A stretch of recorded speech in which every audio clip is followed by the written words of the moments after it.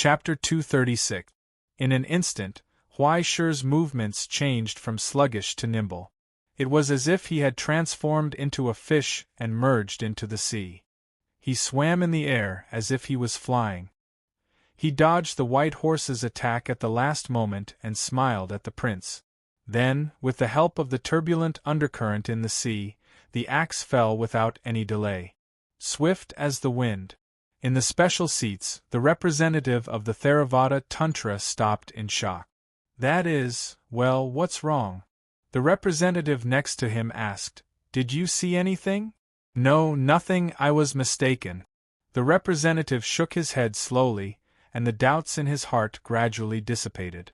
Although it looked like the Theravada Tantra's dual blade technique, the movements were similar, and the core was completely different. It was most likely a coincidence, right? But was there really such a coincidence? Huai Shi was like a fish in water. This set of dual blade technique, which had been completely integrated into the performance method, was displayed in Huai Shi's hands again. As the axe fell, a turbulent undercurrent was set off in the air. Then, the dagger pierced out, bypassed the blade, and stabbed at the prince's neck. The white horse suddenly turned in the sea and kicked with its iron hooves, but the current pushed Huai Shi to dodge calmly. The dagger slashed again, but was blocked by the sword. Impeccable swordsmanship was displayed in the deep sea. Even with the heavy pressure and resistance of the sea, the prince was still graceful and did not look embarrassed at all. The white horse charged, and the blades swept horizontally. This time, they were evenly matched. Amazing! In the midst of suffocation, Huai Shi's lips opened and closed, and he was not stingy with his praise and appreciation. The prince smiled, as if they were talking about the same thing. A sudden burst of power on the blade, pushing Huai Shi away. Huai Shi chased after him and stabbed with his spear, but the sea disappeared in an instant. The two of them landed on the ground, and the lift suddenly bulged.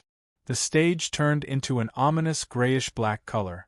When the light gray light shone on top of their heads and turned into dark clouds, his nose smelled a hallucinatory, pungent smell of sulfur. An uneasy premonition suddenly emerged. Just as he was closing in, the ground in front of him suddenly split open, and the youth's pursuit came to an abrupt end. A roll of red cloth flew out from it and soared into the sky. It was like lava spewing out from a volcano. Even if it was a red cloth, if it was covered by it, it would probably be burned in an instant, right? Unable to move forward, Huai Shi dodged backwards, but in the air, he threw the heavy axe towards the torrent in front of him.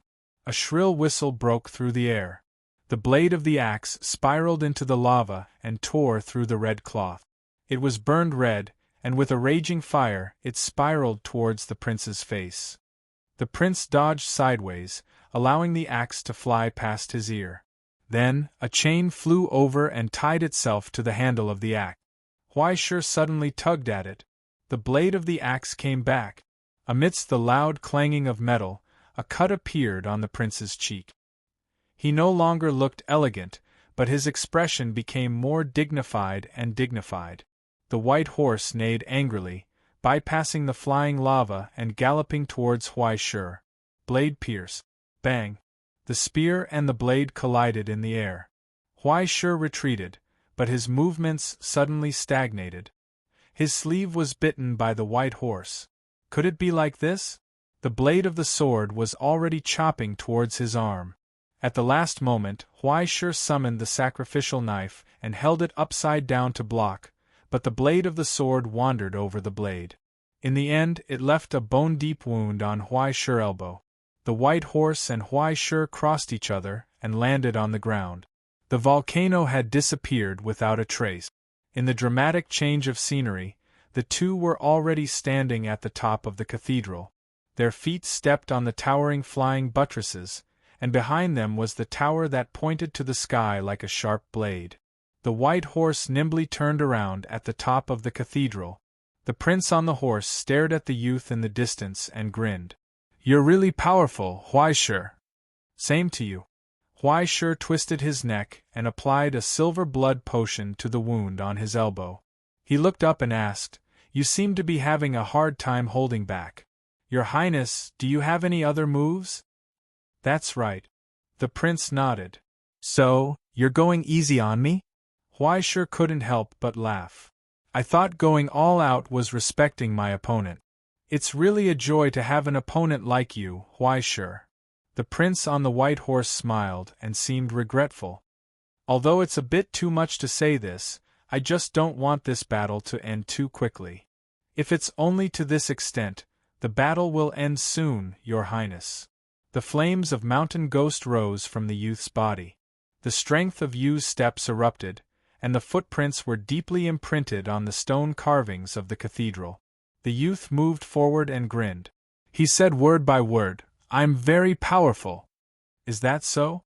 Staring at the youth's eyes, the prince was silent for a moment. Suddenly, he laughed. So be it. Huaishur, as you wish, I'll go all out, so don't lose too quickly. At that moment, the prince on the white horse raised the sword in his hand again. The upright blade reflected his handsome face, as dignified as if he was praying. He called out to the distance, "Lady, please sing for me." Then, the soft sound of a harp sounded like a dream. Just behind the curtain on the left side of the stage, the figure of a young girl appeared. She strummed the harp in her hand and hummed softly. As if she had traveled through thousands of years, the song of yesterday reappeared today. The legend of the past was being played now. The forgotten prince stood in front of the enemy again. The impassioned sound of the horn surged from the melody. Amidst the cheers of countless phantoms, there was a faint but sonorous singing behind the curtain. That was Huaishur's pupils contracted. Then, he heard the prince's recitation. Tobe or not Tobe? This is the question. As if reciting a famous poem that had been passed down for thousands of years, the prince raised the sword in his hand. In the mournful and sonorous singing, it was as if he had grasped his own fate. The legendary prince, the legendary knight, was now standing in front of Huaishur. A glorious halo rose from the top of his head. The bright brilliance condensed on his sword. With the roar of the white horse, a pair of huge wings spread out from its body. It rolled up the air, set off a hurricane, and soared above the sky. Pegasus? Dumbfounded, Huaishur looked up at the prince who was hovering in the sky. It's one thing to have background music, but it's like magic. That's too much. Listen, Huaishur. Above the sky, the prince laughed and proudly spread his arms. This is the elegy of the past. This is the praise and praise from my people to me from the bottom of their hearts. The so-called prince is definitely not one person. A prince without the protection of his people and his country is no different from a beggar. Behind the curtain, the girl's voice gradually became sonorous. In the soul-shaking melody, the white horse neighed. It had a single horn on its head, and it shone like the sun. Then, the wind whistled, and the horse galloped over. Boom! It was just one blow. Huaishur flew backward, and he felt his vision darken.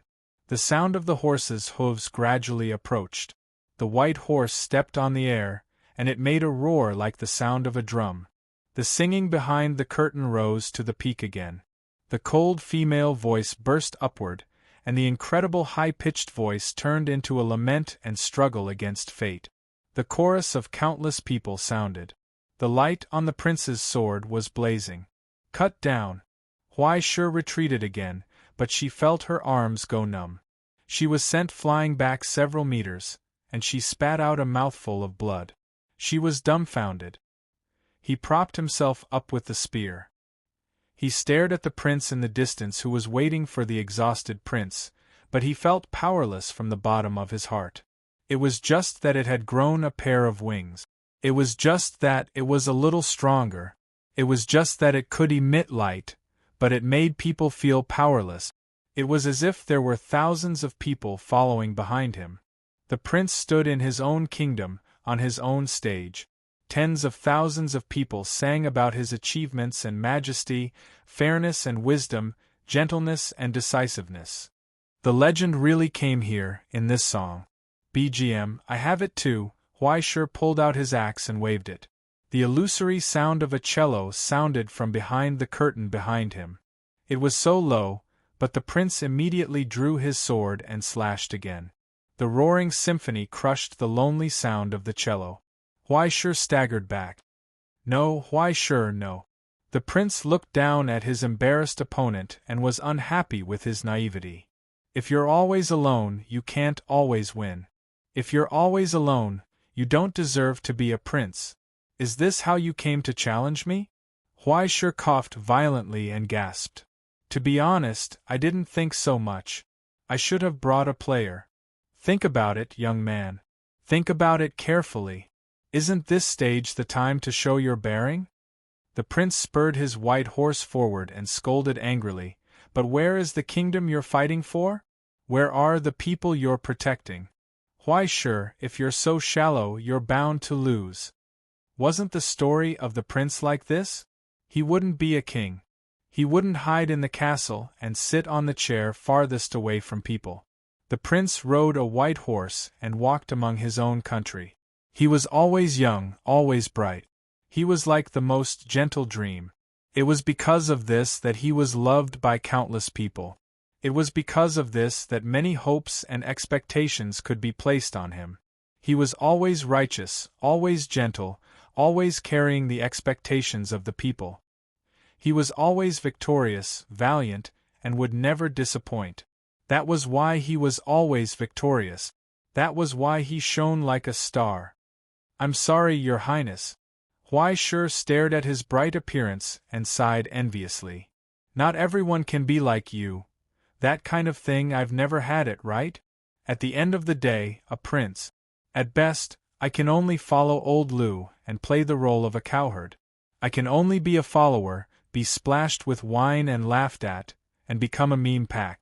Even if I have magic long hair, magic hands, can talk to small animals, and have someone to help me solve my problems, I can't say that I'm a prince, right? No matter how glamorous a fake is, once it meets the real one, it will reveal its true colors. What kind of prince is a KTV prince? He closed his eyes, exhaled the anxious breath in his lungs, clenched his weapon, and invited the prince to fight. Come, Your Highness. He whispered, your enemy is here. You can't even find a country to protect? The prince looked down with pity and clenched the blade of his sword. Then, let me end this battle, Lin Yun said with a smile. He whispered softly, and the horse's hooves hit the ground. In the majestic light, the Pegasus flew up and thousands of people sang. The prince raised the sword of light majestically and galloped toward Huaishur. Then, the light slashed down. Huaishur roared, raised the spear in his hand, and stabbed forward. At that moment, a roar broke out.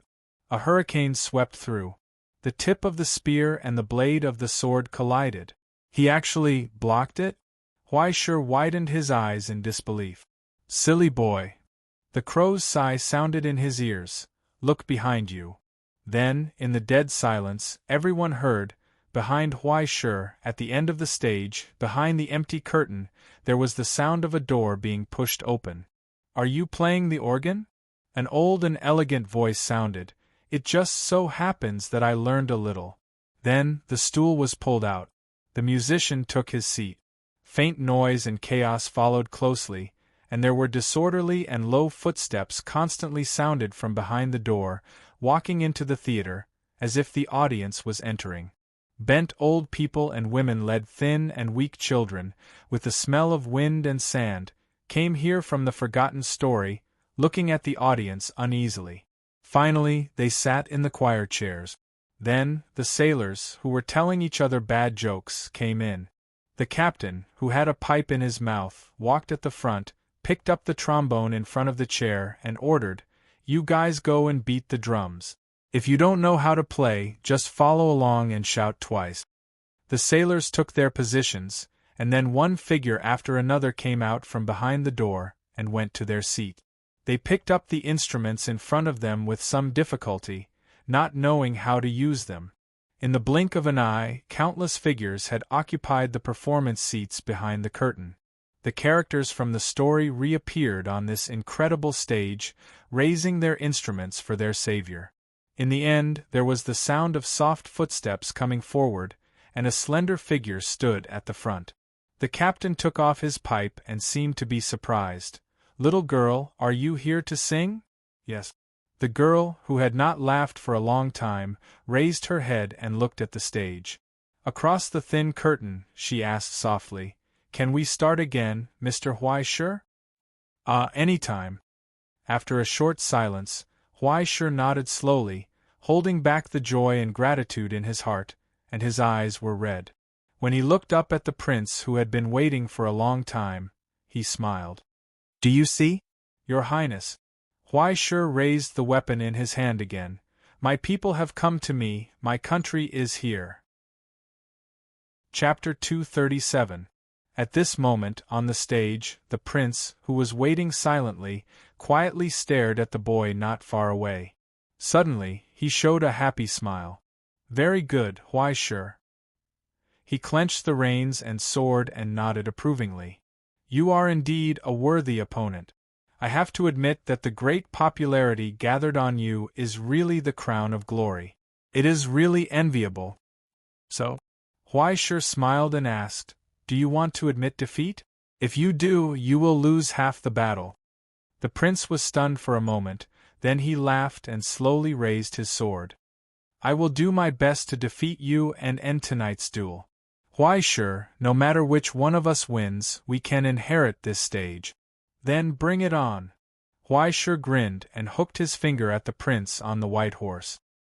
His fighting spirit was burning. Then suddenly, it was a little dull, as if he remembered something. He looked back in shock and looked at the figure behind the curtain. "Wait a minute. I remember, you can't sing, right?" Not only can he not sing, he is simply tone-deaf. He was getting more and more worried. The girl behind the curtain, who was about to open her mouth, was stunned. Huaisher coughed and suggested in a low voice, "Why don't we change to someone else? You can just draw a sticker pack for me to cheer me on." In a short silence, that gaze became dangerous. Then, a whistling hurricane burst out from the ear. The prince's laughter came. "Don't be distracted." Boom! The sword slashed down.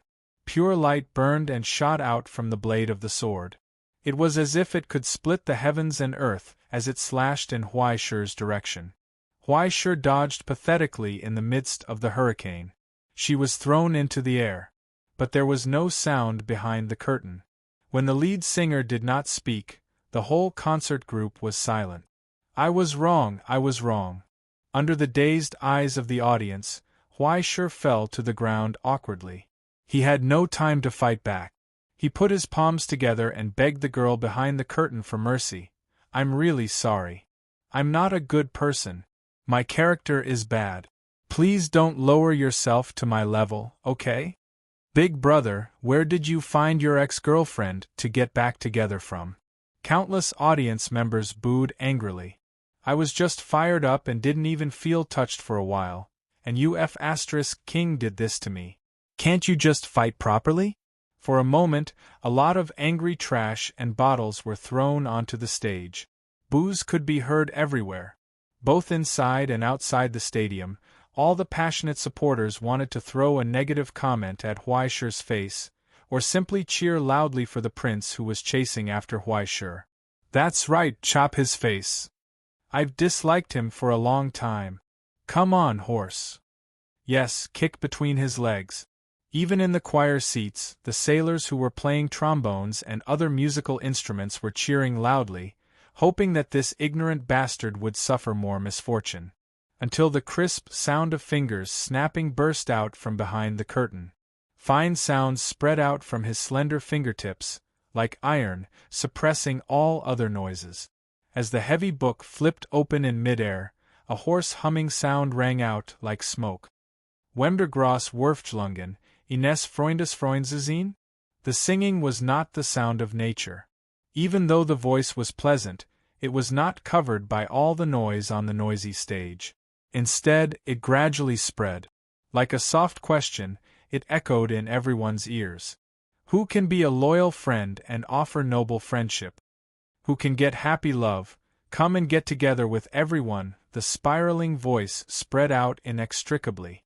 As the girl behind the curtain raised her finger, an invisible force flowed out, covering the entire performance table. The first domino was pushed down, and a miraculous chain began.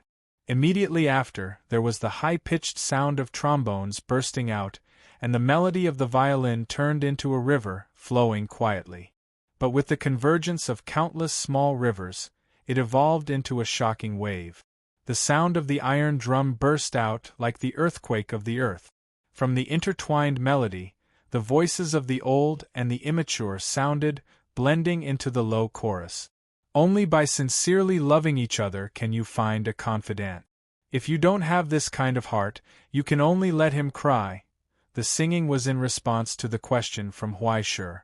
As the singing rose, countless rays of light emerged from the void, and the constantly fluctuating stage came to an abrupt stop. Countless flips rose and fell, the sky changed, and the climate of the four seasons changed violently, as if it was being fiddled with by an invisible hand. In the end, countless pillars emerged from the stage out of thin air, propping up the dome of the huge hall, shrouding the place in a solemn and majestic hall. The converging light reflected on the battered Huai Shi, as if it was screening something, judging whether he was qualified to accept this friendship. In an instant, it turned into rain, falling from the sky and covering his body, healing all the wounds and removing all the fatigue. Huai Shi revived with full health. As if very satisfied with the result of the judgment, the girl behind the curtain played with 3 exquisite dice in her hand, and the corners of her mouth hooked up in a happy smile. Then listen, my friend. At that moment, the audience marveled at the magnificent change on the stage, but in the special seats, everyone could not help but straighten their bodies, widen their eyes, and stare at all this.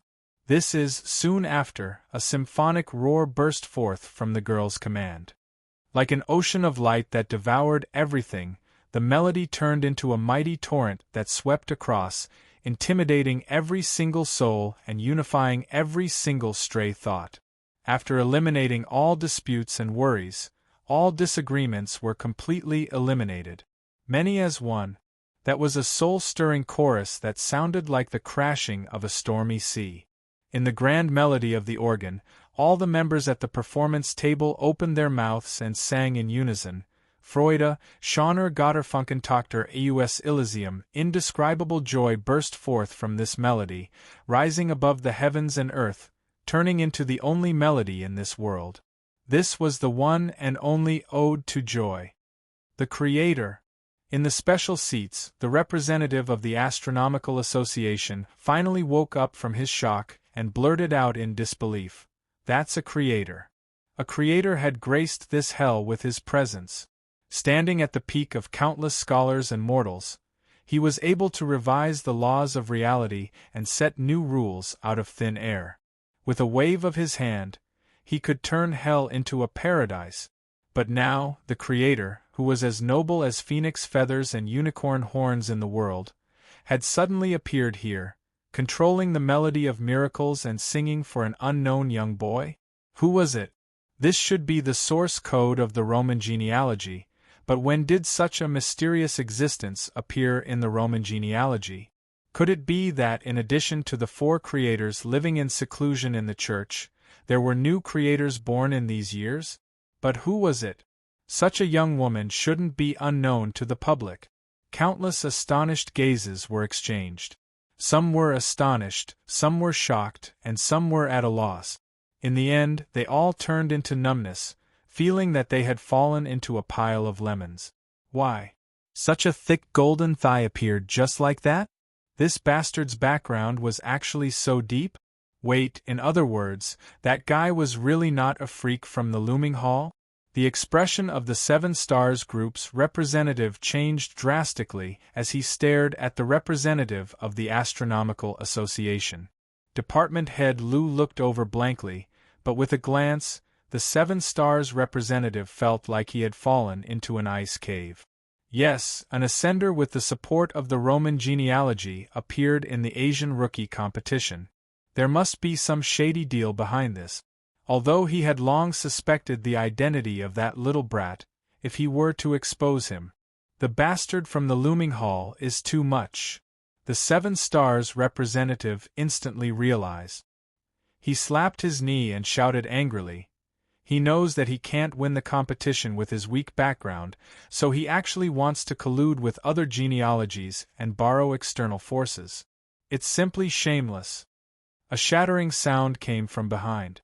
At the door, the eunuch who had just pushed the door open looked at him in shock. The oxygen tank that was originally hanging in his hand fell to the ground and shattered into pieces.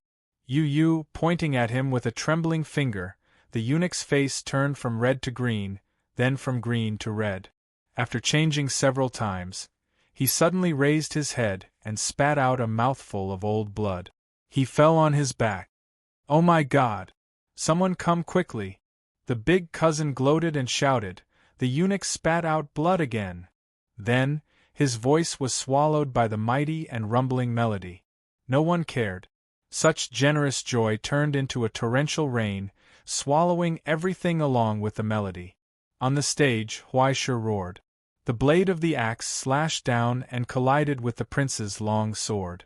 With the thunderous roar of the organ, countless rays of light continued to emerge from his body. The blessings from the Creator turned into pop-up windows that appeared around him.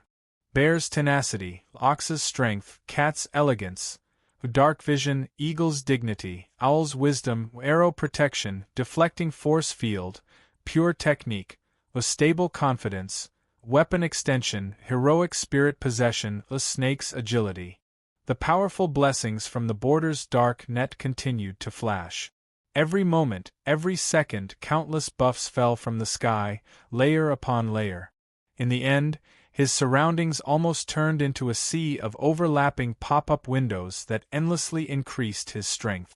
In the end, in a trance, Huaishur felt as if he had turned into a giant and trampled the world under his feet. The blade of the spear pierced and repelled the prince's attack. A hurricane was set off, and countless irises spread and grew. From among them, the burning mountain ghost suddenly jumped up and slashed the axe at the enemy from the air. The Pegasus wailed and was smashed down several meters under this attack. It landed on the ground and flapped its wings in vain, but it could no longer rise into the sky. The prince reached out and gently stroked its mane, comforting the fear in its heart. When he raised his eyes to look at Huaishur, he could not hide his shock and admiration. Such a magical power! What magic is this? Don't you know, Your Highness? Huaishur grinned and laughed happily. Friendship is magic. Chapter 238. Thank you to Alliance Master Nakajima Kaze for your support. I should have written it in the title, but the title was too short for me to write. Friendship is magic, right? The prince was stunned for a long time. Then, he slowly nodded and agreed from the bottom of his heart.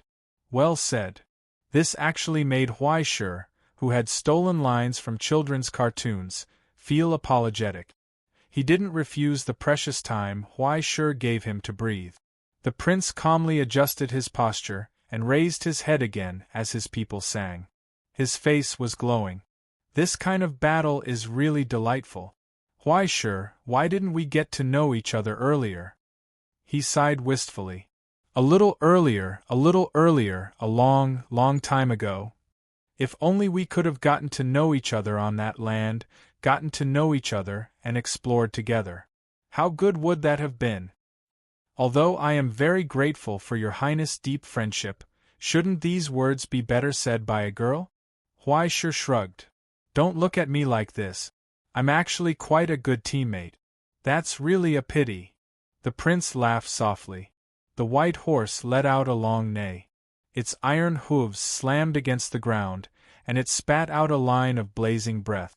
Its wings suddenly unfurled, and its feathers transformed into rays of light. Pure and holy wings of light unfurled from this hell, and it greeted the enemy with a pure and hearty smile. Then, let us begin again. Okay. The grand melody of the Ode of Joy rose once again. Huaishur unsheathed his blade and axe. With a thunderous roar, he madly charged forward. Endless power poured into his body. He felt as if he had turned into light. Everywhere he passed, Origin's substance spread wildly across the ground, causing the grass seeds that had fallen from the broken bag to germinate and grow. Immediately after, countless towering trees grew. In the blink of an eye, the withering and flourishing transformed into a solemn and cold forest. The mountain ghost roared and stepped on the trees that grew out of the ground. It galloped towards the sky and chopped down with its axe. The blade swept horizontally. A thunderous roar burst forth from the sky. The white horse neighed, and its wings of light shook again, forcefully suppressing Huaishi's attack. Immediately after, an even more solemn power surged from the prince's body. The cracks on his handsome face cracked, and the pair of azure eyes became even more serene and profound. The prince was burning. Pure light condensed on the blade of the sword, and an iron-like majesty burst forth from it. It was incomparably sharp. Huaishi felt his wrist tremble violently. A crack appeared on the blade of the axe that was reinforced by layers of power, and a terrible scratch was left on the back of the sacrificial knife. He was sent flying. The Pegasus spread its wings and chased after him. The prince raised his sword and slashed again. However, in midair, Huaishi seemed to have given up on resisting. He stretched his limbs and exhaled the hot air in his chest. In the next moment, dark green flames burst forth from his eyes. It was like the reflection of the scorching sun.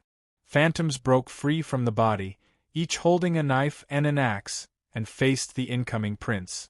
The mountain ghost roared and spat out 3 feet long cold flames from its mouth. From his hand, the chain whizzed out and tied around the neck of the Pegasus. Then, the long spear, short knife, and sharp axe burst forth with a roar.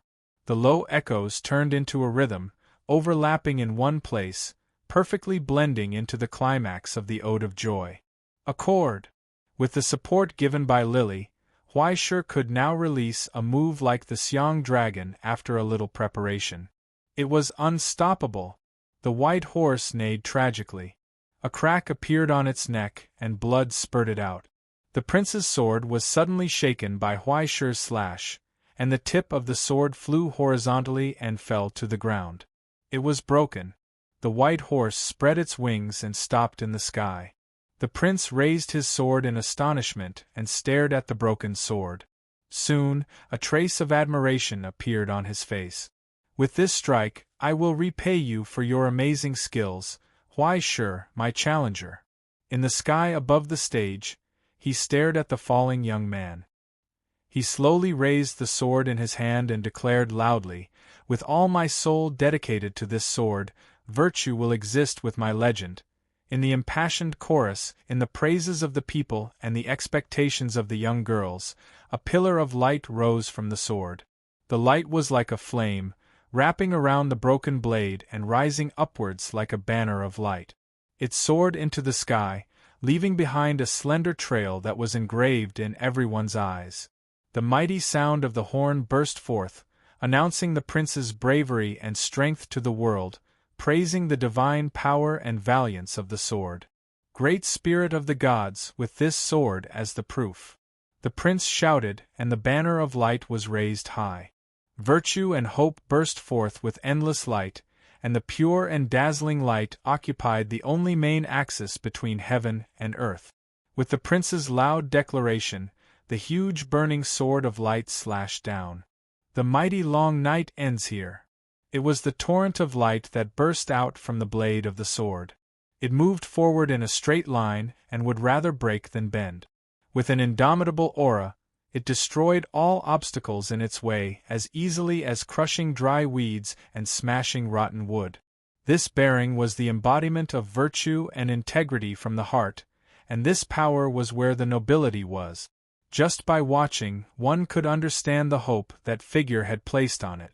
Just by listening, one would lower one's head in the impassioned declaration. The eternal long night was broken with one slash. Immediately, the sky was filled with light. In the dead silence, even the joyous and blessings filled with joy and blessings were broken by this sword's roar. Countless blessings and buffs were destroyed by this single slash.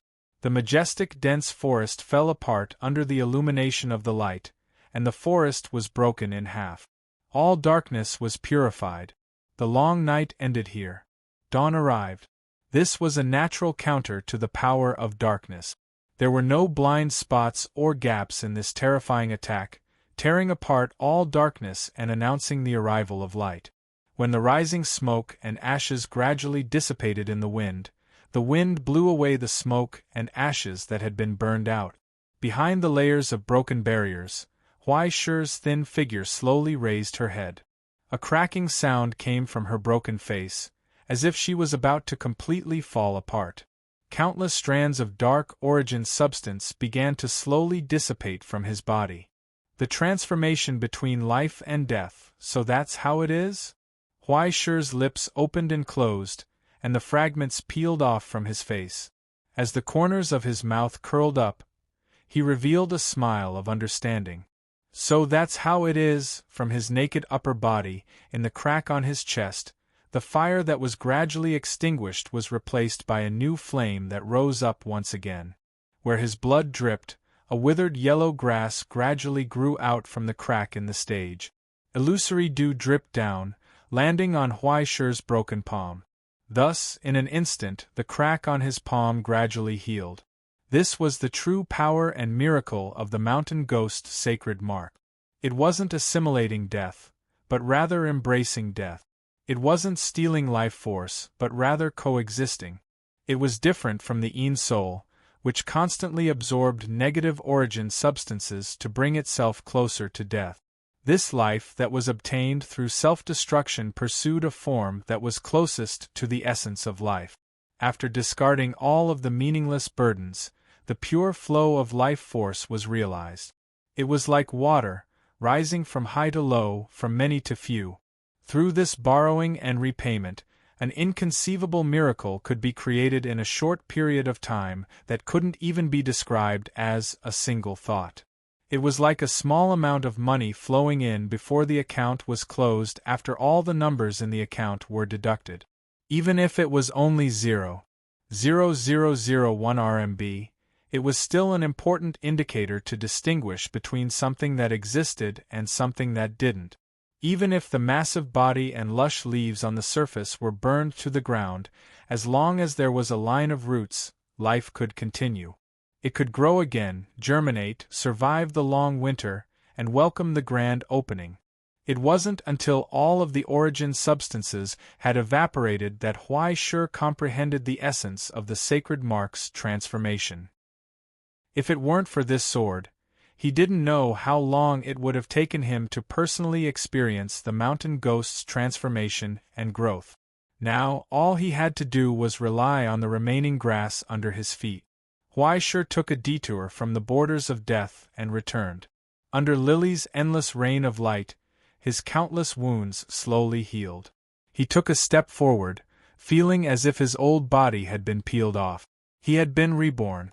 Huai Shi gripped his blade and axe tightly, smiling proudly at the prince in the sky, announcing his existence. Immediately afterwards, after the darkness had been suppressed, vitality began to appear in front of his chest. The origin substance smoothly changed between the two stages, forming a perfect cycle. Then, I'll repay you with this, Your Highness. From Huai Shi's whisper there was a sudden roar, which came from the collision of the blade and axe. A loud clanging sound rose from the steel, and turned into a heavy beat. Sword and blade technique, performance method. It was as if he had pressed the start. The mighty will was carried out in this heavy beat, and Huai Shi's will was undoubtedly transmitted to the hearts of every performer in the performance hall. After a brief moment of astonishment, the old man in front of the organ raised his hand and suddenly pressed it on the keyboard in front of him. As the pedal fell, the huge air valve hidden behind the wall suddenly opened. Hot steam rushed in the pipe, washing the ancient reed, causing everything to shake violently. It was as if the whole world was immersed in turmoil. A heavy melody burst out from the old man, terrifying and solemn, with 1,000 times the reverence, 10,000 times the holiness, and 1,000,000 times the coldness. For example, fate. But now, in the mighty melody, fate rushed to the end, welcoming the final judgment and judgment, facing the light of redemption and the thunder of punishment. The end of the world had come. The holy spirits and prophets bear witness that the world will melt in the fire. As the melody spread, the low cello sound burst out from Huaishi's hands and spread. Under Lily's lead, the singers in the choir opened their mouths and sang in unison. The low voices overlapped, turning into a roar and roar that shook the heavens and the earth. That day is the day of the wrath of the kingdom of heaven, the day when the judge will come. The majestic horn will sound in all directions, and death and nature will be terrified. The day of wrath is coming. They were shouting and announcing, the day of wrath will come. Thus, the thunder of judgment was in Huaishi's hands. Chapter 239. The Requiem, which buried all souls, was played here. The Doomsday Sutra, which brought the final judgment and redemption, was played to the climax. As if thousands of people were chanting and singing, the power of the Creator transformed in the melody. Countless laws collided violently in the passionate rhythm, emitting a dazzling light. In Huaishi's hands, the knife and axe had turned from tangible to intangible. It was difficult to distinguish their outlines with the naked eye. Endless lightning burst out from them, ravaging the air and the line of sight. It stung every pair of eyes, making people bow their heads and unable to look directly at the grace of God. It was as if judgment had descended. It descended on the tip of the young man's index finger. Countless bolts of lightning shot out from within, lashing out at everything in the mortal world. As he moved forward, he tore everything apart as easily as crushing dry weed. The day of fury had arrived. This power is truly a miracle. You are even stronger than I imagined. In the sky, the prince held the still burning sword tightly. His face was illuminated by the lightning, but his green eyes were full of joy and expectation. The Pegasus was neighing. Countless feathers exploded from its wings, stirring up a hurricane. Carrying the light that had not been extinguished, it swooped down with the prince's roar. A straight line was outlined in the void. In the roar, the stage wailed and shook violently.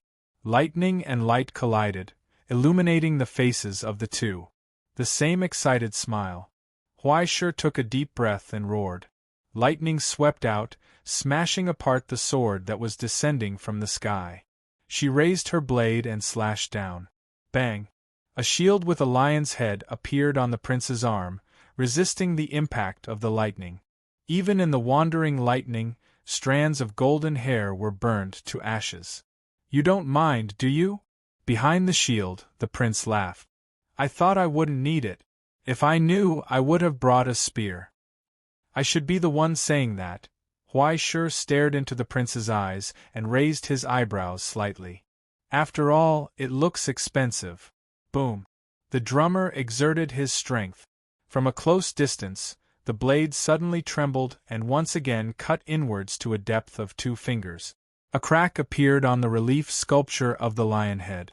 Then, the prince lifted the axe with his broken sword and swung it towards Huaishi's neck. In the instant that Huaishi blocked, the heavenly horse neighed and its iron hooves rose.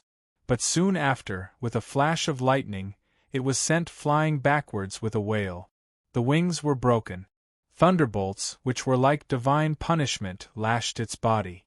In an instant, it destroyed its defense and body, disintegrating the power of the Pegasus from the inside out.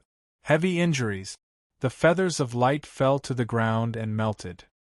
The whining white horse struggled with great difficulty. It raised its face and rubbed against its master's arm. Reluctantly, it dissipated. The prince climbed up from the ground in a sorry state, as if he wanted to stroke its mane for the last time, but he hesitated and withdrew his hand. The hand holding the sword trembled slightly. They watched it leave in silence. After a long time, he raised his lowered eyes and slowly took a step back. He took one last look at the place where the white horse dissipated, turned around, and walked towards the boy holding the thunderbolt in front of him. "Come on, Huai Shi," he whispered softly and raised the broken sword and the cracked shield. "Let us put an end to this long night." "Yes, I think so too." Huai Shi looked at him quietly. For some reason, he no longer smiled.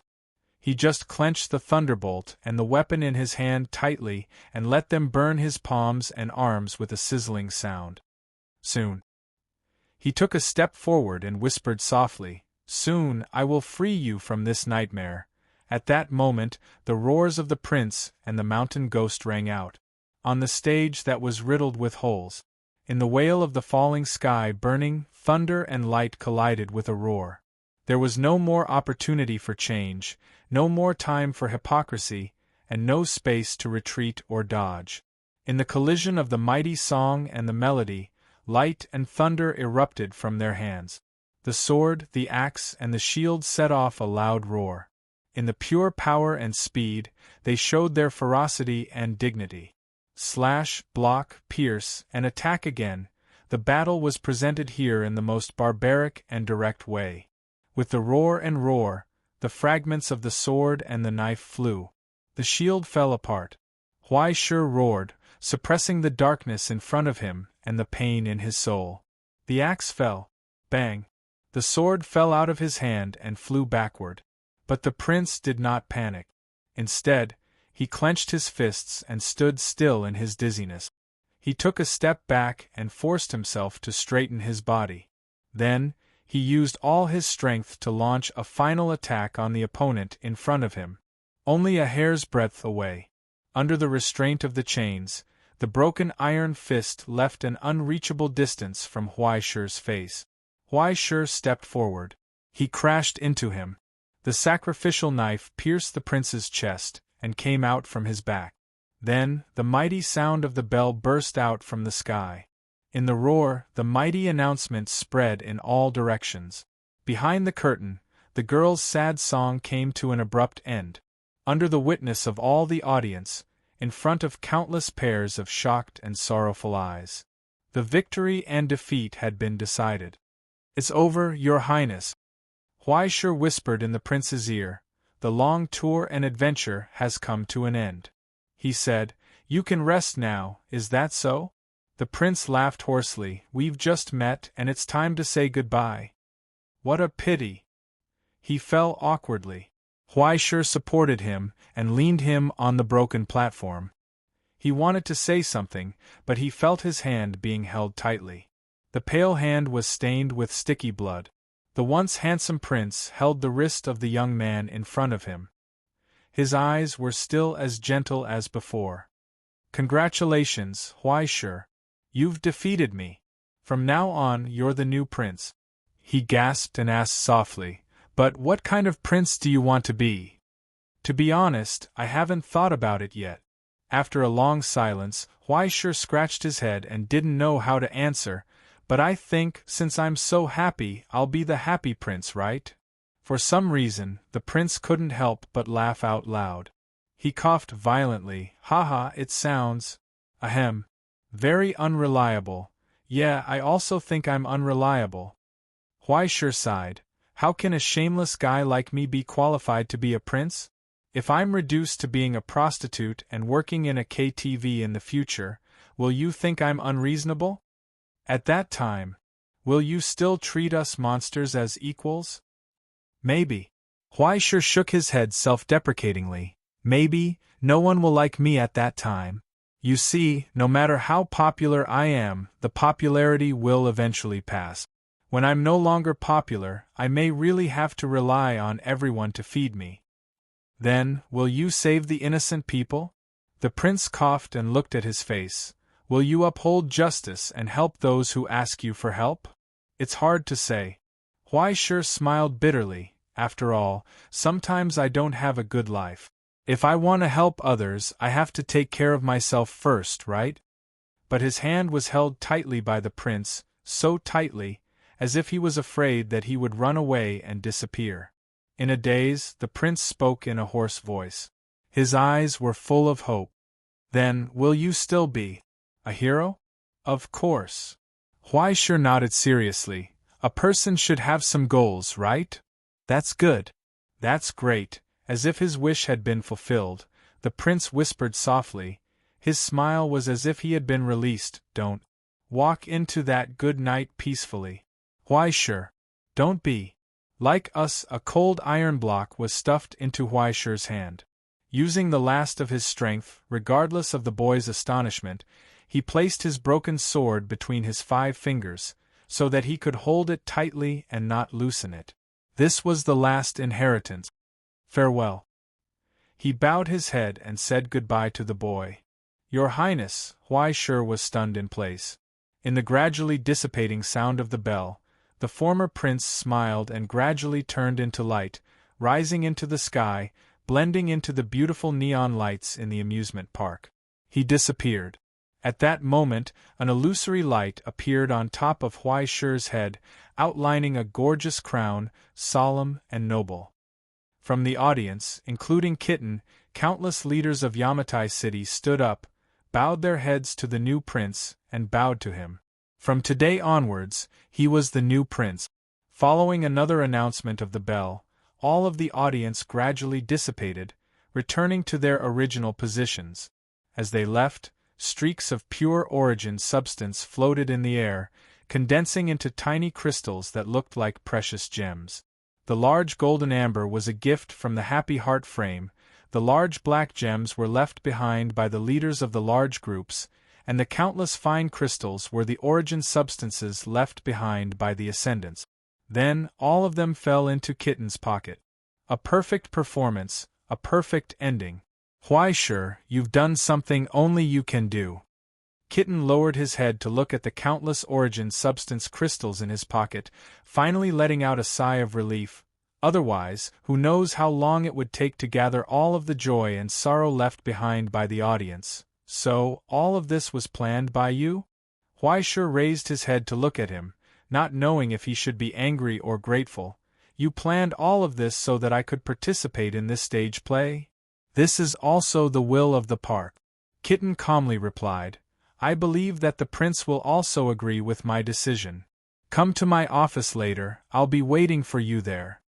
Without waiting for Huai Shi to react, he held the bag of beautiful gems and hurriedly left, leaving Huai Shi alone to face his own problems. In the silence, Huai Shi turned his head, looking at the curtain in front of the stage, 1 step away. But for some reason, he didn't dare to move forward, hesitating, afraid that he would be disappointed in the end. In the end, Huai Shi finally gathered his courage and lifted the curtain. Then, he saw that mocking and arrogant face, the eyes cruel and fierce. Yes, a hand-drawn picture of Brother Wudong, pinned to the door frame. It was so lifelike. That young lady looks quite shy. In the already empty stage, Fang Shu, who had been waiting for a long time, sighed, because she didn't know what to say to you. She hesitated for a long time and quietly ran away. I wanted to keep her for a while, but this doesn't look like a place to talk, so there's nothing I can do. After a long silence, Huai Shi raised the picture in his hand with a wry smile, as if he could see the sly expression of the girl when she was drawing it. You're really something, Lily. He shook his head and stopped talking. He didn't know if he should be happy for her existence or disappointed for her departure. Ahem. Fang Shu lowered his head and coughed, interrupting Huai Shi's disappointment, but before she left, I gave her the phone number of the Stone Marrow Museum and your contact information. Huai Shi was stunned in place, unable to believe it. Fang Shu? Yes? The butler raised his head and asked, Young master, what are your orders? Huai Shi couldn't help but grab his hand, crying like a kitten, Are you an angel? The old man didn't speak, but smiled reservedly and proudly. Chapter 240. Fang Shu didn't chat with Huai Shi for too long. After briefly reporting the situation to the youth, he said that there was no need to worry about the family and that the young master could participate in the competition without worry. Then, in order to prepare for the floor waxing this year, the old man hurriedly left through the door. Huai Shi was left in amazement at the door. This thing was simply too awesome. It could actually call people to provide live support and play background music at any time and place. It was simply a divine artifact. If he pried it down and installed it in his house, Huai Shi began to imagine, but under the faint pressure of the paradise, he reluctantly gave up the idea. This was probably also part of the paradise's mechanism, relying on the hell here to exist. Even if he moved the entire kitten paradise to the present realm, it would probably be useless. After sending off Feng Shu, Huai Shi sat at the performance table and looked at the only relic left by the prince, the broken long sword. After leaving its former owner, it had lost its previous dazzling luster. The dark golden emblems and decorations on the sword's spine had also gradually faded. When it landed in his hand, it was a broken blade that was far heavier than he had imagined. The blade was still sharp. It was cold to the touch, and the whole person seemed to calm down. Forever calm and composed. But no matter how much source substance was injected, it couldn't reproduce the divine power and brilliance in the hands of the former prince. It was puzzling, until Huai Shi finally remembered Crow's small identification encyclopedia. He summoned the Book of Destiny and placed it together with the broken blade. After a subtle exchange of source substance, the Book of Destiny moved without wind, and the pages quickly flipped. As the catalogue of the former kingdom of heaven, it recorded the carrier of countless miracles. Naturally, it had previous experience for comparison and identification. In the blink of an eye, the results were displayed on the page. Huai Shi was stunned in place. Border Relic, Sword of Virtue. The straight blade showed the user's courage and virtue, and also conveyed a warning from a nameless prince to his successor.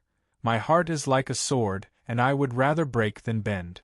Recalling the prince's last words before his death, Huai Shi stroked the sword ridge and sighed. Don't walk gently into that good night?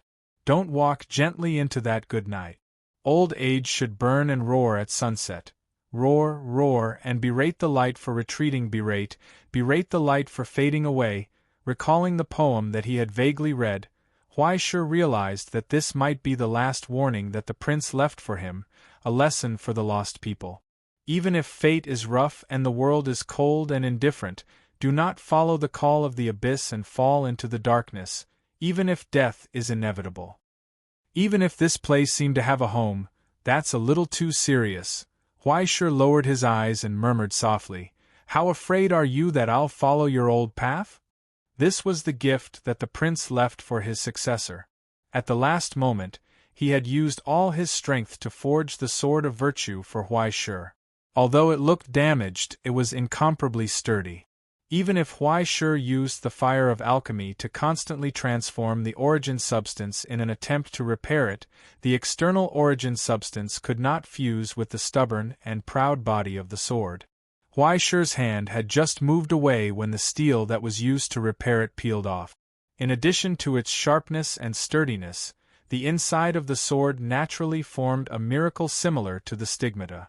Under the appraisal of the Book of Destiny, it was revealed in the form of a skill.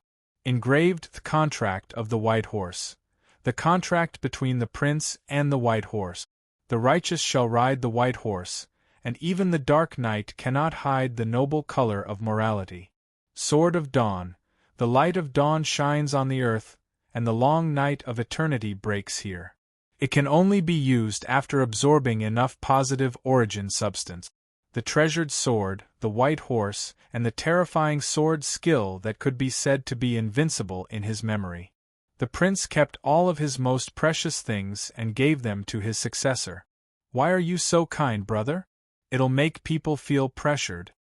Huai Shi sighed and rubbed a buckle, using it to hang the blade of the sword on the belt at his waist. It was precious and heavy. Before he left, he couldn't help but turn around and look behind him. On the ruined stage, it seemed like there was still a prince with a bright smile staring at him, watching him leave. Be a good person, right? Huai Shi thought for a moment, then nodded and promised, I'll do my best. He turned around and left. The door slammed shut, and everything was buried in the darkness. After a long time, A sneaky crow's head poked out from the darkness. It looked around and sighed helplessly. "Idiot, are you overjoyed just because I gave you a treasured sword? Isn't this a bit too pure?" In the darkness, the crow's silhouette seemed to melt into the darkness. Its shape faintly changed as it slowly rose up. In the end, a charming silhouette appeared from the darkness. Her crimson dress with complicated patterns dragged along the wreckage and debris, not tainted by a speck of dust. "Didn't I completely forget about the most precious thing?" She stood on the stage and looked around. Finally, her gaze fell on the remnants of the princes around her. She slowly shook her head. "Young people are really unreliable." Muttering to herself, she raised her hand and snapped her fingers. In an instant, a faint light descended from the sky and fell into her hand, transforming into a projection of the Book of Destiny. With a flick of her finger, a drop of illusory blood flew out, and the silver feather pen, Elephant Branch, was stained with blood and quickly wrote on the page. "Although the essence has been polluted by hell and is no longer the same as before, these are all excellent fragments of the origin codex. Moreover, they are perfectly compatible with the branch of Kingdom of Heaven. I just need to tidy them up a bit." After a short few seconds, there was no need for Elephant Branch to write again. The densely packed words on the page seemed to have a life of their own and began to grow rapidly. Countless characters appeared and tangled together, but they quickly became orderly under Kingdom of Heaven's tidying. With the writing of the Book of Destiny on the surrounding thrones, all the crystals left behind by the princes also let out a clear sound and turned into a faint glow. They gathered in one place and fell between the slender white fingers. A storm descended. It was a phenomenon formed by the surge of a large amount of origin substance. Countless origin substances poured into the light in a frenzy. In the end, a gap opened up in the ceiling above her head. From the gap in the distance, the faint glow of the silver sea fell down. As if something had been awakened, a mighty whale song came from the endless sea that gathered all the knowledge of Homo sapiens. Soon, the huge restriction was disturbed. The framework created by dozens of creators began to operate on its own, investigating the abnormalities and looking for the source of the phenomenon. The gap had already closed before that, leaving no trace behind. Only the faint glow in Crow's hand had condensed into a substance, turning into the crystal outline of a young girl. It was as bright as a diamond and reflected a sparkling glow. It was a complete stigmata. Oh, what a pleasant surprise! The guys from Golden Dawn didn't take this away? Ah, that's right. After all, they're a group of fat otakus without the heart of a young girl. This is really a big gain. She raised her eyebrows thoughtfully. Soon, a happy smile appeared on her face, and she threw the stigmata in her hand out. The stigmata flew in the air and hovered. As if it had sensed something, it trembled excitedly. After a clear sound, it turned into a faint glow and broke through the air. In the darkness, Crow stared quietly into the distance, as if she could see a fool's future unlucky appearance. Her smile became gloating. "I'm really looking forward to it. What kind of expression will he have when the time comes?" With a smug snort, the big sister turned around and disappeared into the darkness. "What kind of expression is that, young man?" In the dirty office, Kitten raised her arms and cheered for the tired Huaishur. "You've completed the task and are about to win the reward. Come, get high with me. Get high. What's more, you're the new prince. If people see you like this, what will happen to the image of our amusement park? Does this lousy amusement park still have any image?"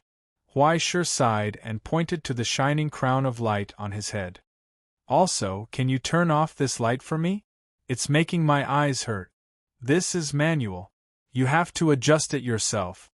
Kitten handed him a remote control, then poured him a cup of black tea and put it in front of him enthusiastically. It was a pity that the teacup hadn't been washed for many years. There was even cigarette ash in it. It smelled so bad that people didn't want to drink it at all. "You already knew, right?" Huaishur asked. Kitten laughed. "I guessed a little, But I think this difficulty is still within the scope of your ability, right, Mr. Legendary Investigator? Your achievements and ability are indeed worthy of your reputation. Don't bother with these fancy words. I'm still feeling a little sad right now. Although he knew that Prince Charming only had one night to live, and even without him, he would disappear in the morning, killing an opponent who could have been a friend made Huai Shi feel terrible. Don't worry, you've also helped him escape. In this hell, some people are like fish in water and never get tired of it, but for others, even a moment longer is torture. They and he aren't suitable for this kind of environment. Isn't it good to help them retire? In the end, he was still very grateful to you. Huai Shi didn't want to pay attention to him anymore. He just stretched out his hand and gestured for him to hurry up and give out the reward. Kitten shrugged and placed two things on the table. The ring and the envelope. They're all yours. Huai Shi was silent for a long time. He shook off the heavy feeling in his heart and reached out to take the ring first.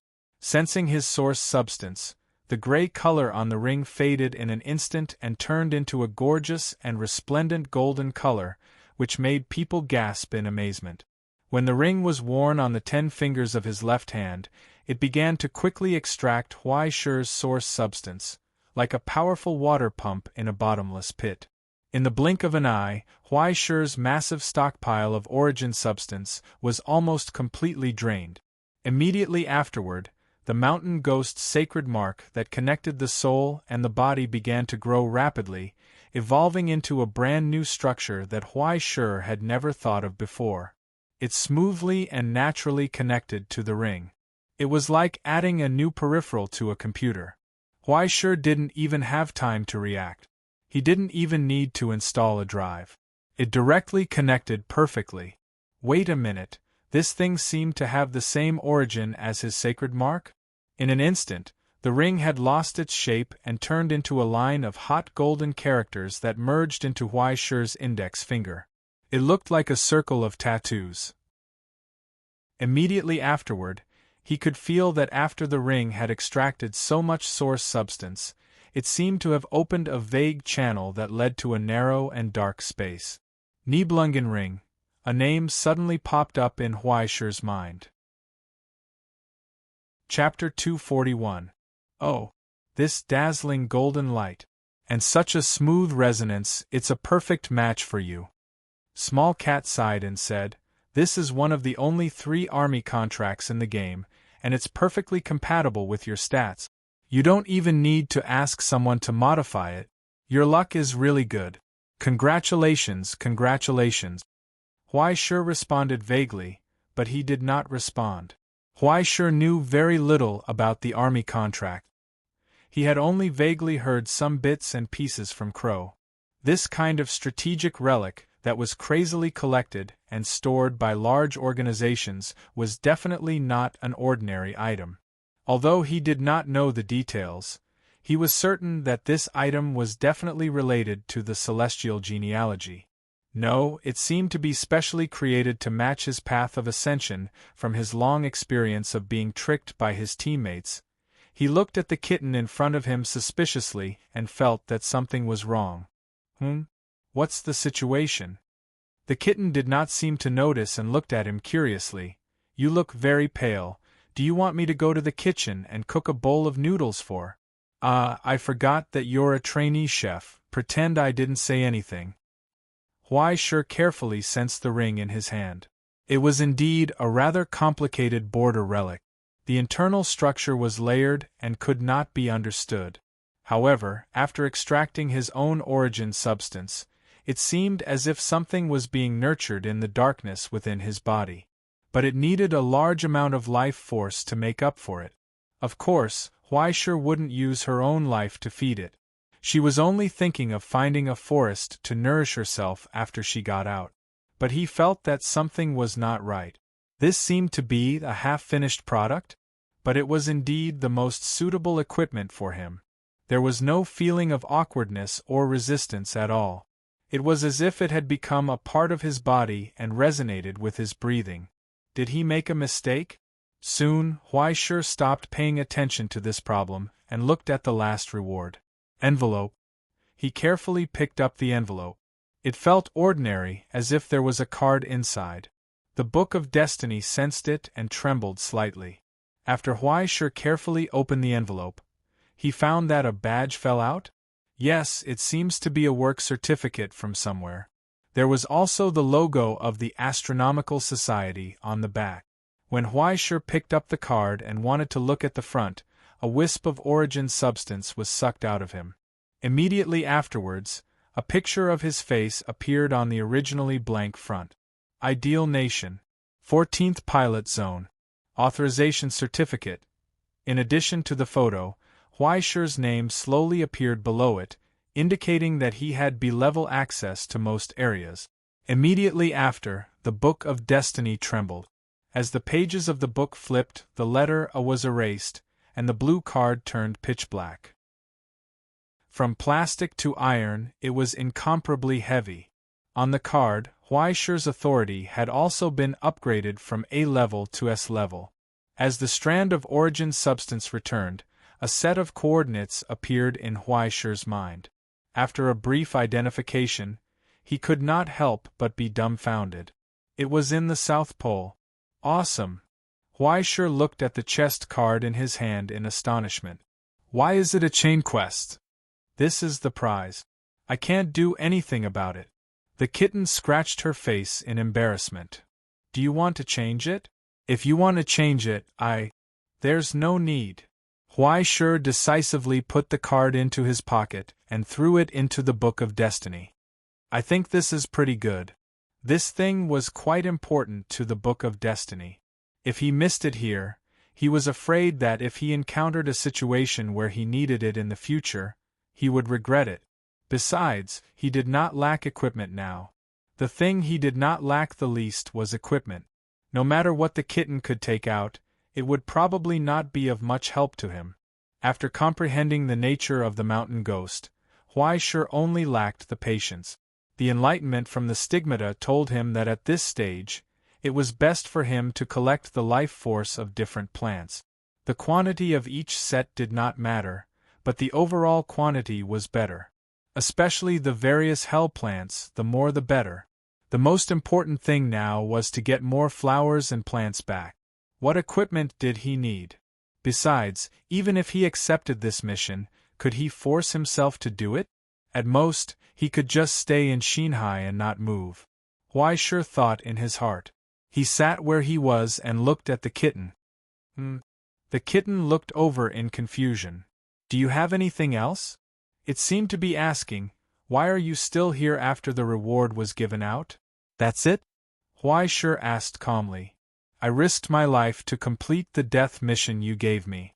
Don't you think you should compensate me for hiding something from me? The kitten was stunned for a moment. Like a black-hearted capitalist who saw a worker come to ask for his salary, she was full of shock and surprise. Was there such a thing? Generally speaking, when the kitten encountered this kind of situation, the worker who asked for his salary would fly into the cat litter pile with a wave of her hand. But now Huaishur, as a prince, was also an official employee of the park. Although he did not meet the requirements of the rules, his authority was vaguely equal to her own. According to the rules, she should treat him as the same as her. She should not treat him casually. Then, she began to have a headache. After thinking for a moment, she asked tentatively, How about you suck the green plants in this park? Just a meal and that's it? Huaishur asked. Seeing that her guess was right, she immediately made up her mind to bite more meat from this bastard. I was injured and I almost died. Even if it's not a work injury, you should at least give me some overtime pay, right? Then, I'll give you Judge Jean, and we'll pretend nothing happened? Ha. Huaishur weighed the bulging wallet and smiled mockingly. Do I lack that money? His rich face was really detestable. The kitten smoked and suddenly had a headache. In the end, she stuffed the cigarette butt into the small mountain in the ashtray and sighed helplessly. How about this? She coughed and said cautiously, When necessary, how about the park help you once? Seeing that Huaishur was still not satisfied, she said again, According to the agreement, in the rules of your competition, we can't intervene too much. But you are the part-time prince of the park, so the park has an excuse to intervene. It's not a serious violation, but it's best not to go too far, otherwise we will be listed in the future. Help me once? Huai Shi frowned. How? The kitten rummaged through the cabinets and took out a flyer from the cabinet. This is for you. The color of the flyer was almost faded, and the handwriting couldn't be seen clearly. Only a cartoon version of the kitten's head that occupied a large area still had the outline of the past. When she held the flyer in her hand, the kitten's movements were cautious and careful, as if she was holding a bomb. Carefully, she said, "The park was very pleased with your performance on the stage and expressed appreciation, so they gave you such permission. You have to use it carefully." Huai Shi took the flyer and looked at it carefully, confused. "How do I use it?" "It's very simple." The kitten pointed to the cartoon version of her head on the flyer and said, "As long as you are in this city, no matter when or where, as long as you draw this pattern on the ground according to it, you can summon the power sleeping in the depths of the park, the most terrifying monster here." Speaking of this, the kitten sneered. "You don't have to doubt the specific power. When it falls from the sky, all the people present who haven't paid the license fee will die." Huai Shi took a breath of cold air, and the hair all over his body stood up. This was a large-scale AoE, but he didn't know how effective it was. But since it was the most terrifying monster in this park, thinking of the dark aura he felt in the castle, he couldn't help but shiver. Terrifying. After extorting 2 sets of hospitality vouchers from the kitten that could be used to stay in other hotels in the city at any time, Huai Shi felt that this was the right level. After all, the kitten was quite good to him, and he didn't suffer any losses, although he always felt that the kitten was a little suspicious. But he was leaving tomorrow. Could the kitten still catch up to him and cut him down? Huai Shi thought for a while, put away the things, got up, and left to sleep in the dormitory arranged for him. In the office, watching Huai Shi close the door and listening to the young man's footsteps gradually fading away, the kitten finally breathed a sigh of relief, lay on the chair, and sighed softly. He opened the drawer and looked at the prize that was originally assigned to the first place by the Xinhua framework. "Oh, I almost exposed myself, so close, so close." Casually, he threw an important army contract into the trash can. After that, he crossed his legs, lit a cigarette happily, picked up the telephone next to him, and dialed a number. "Hello, Golden Dawn?" He smoked and said happily, "Yes, I have already given the badge to the foreign sublimator of the Abyss lineage. Did you watch the live broadcast?"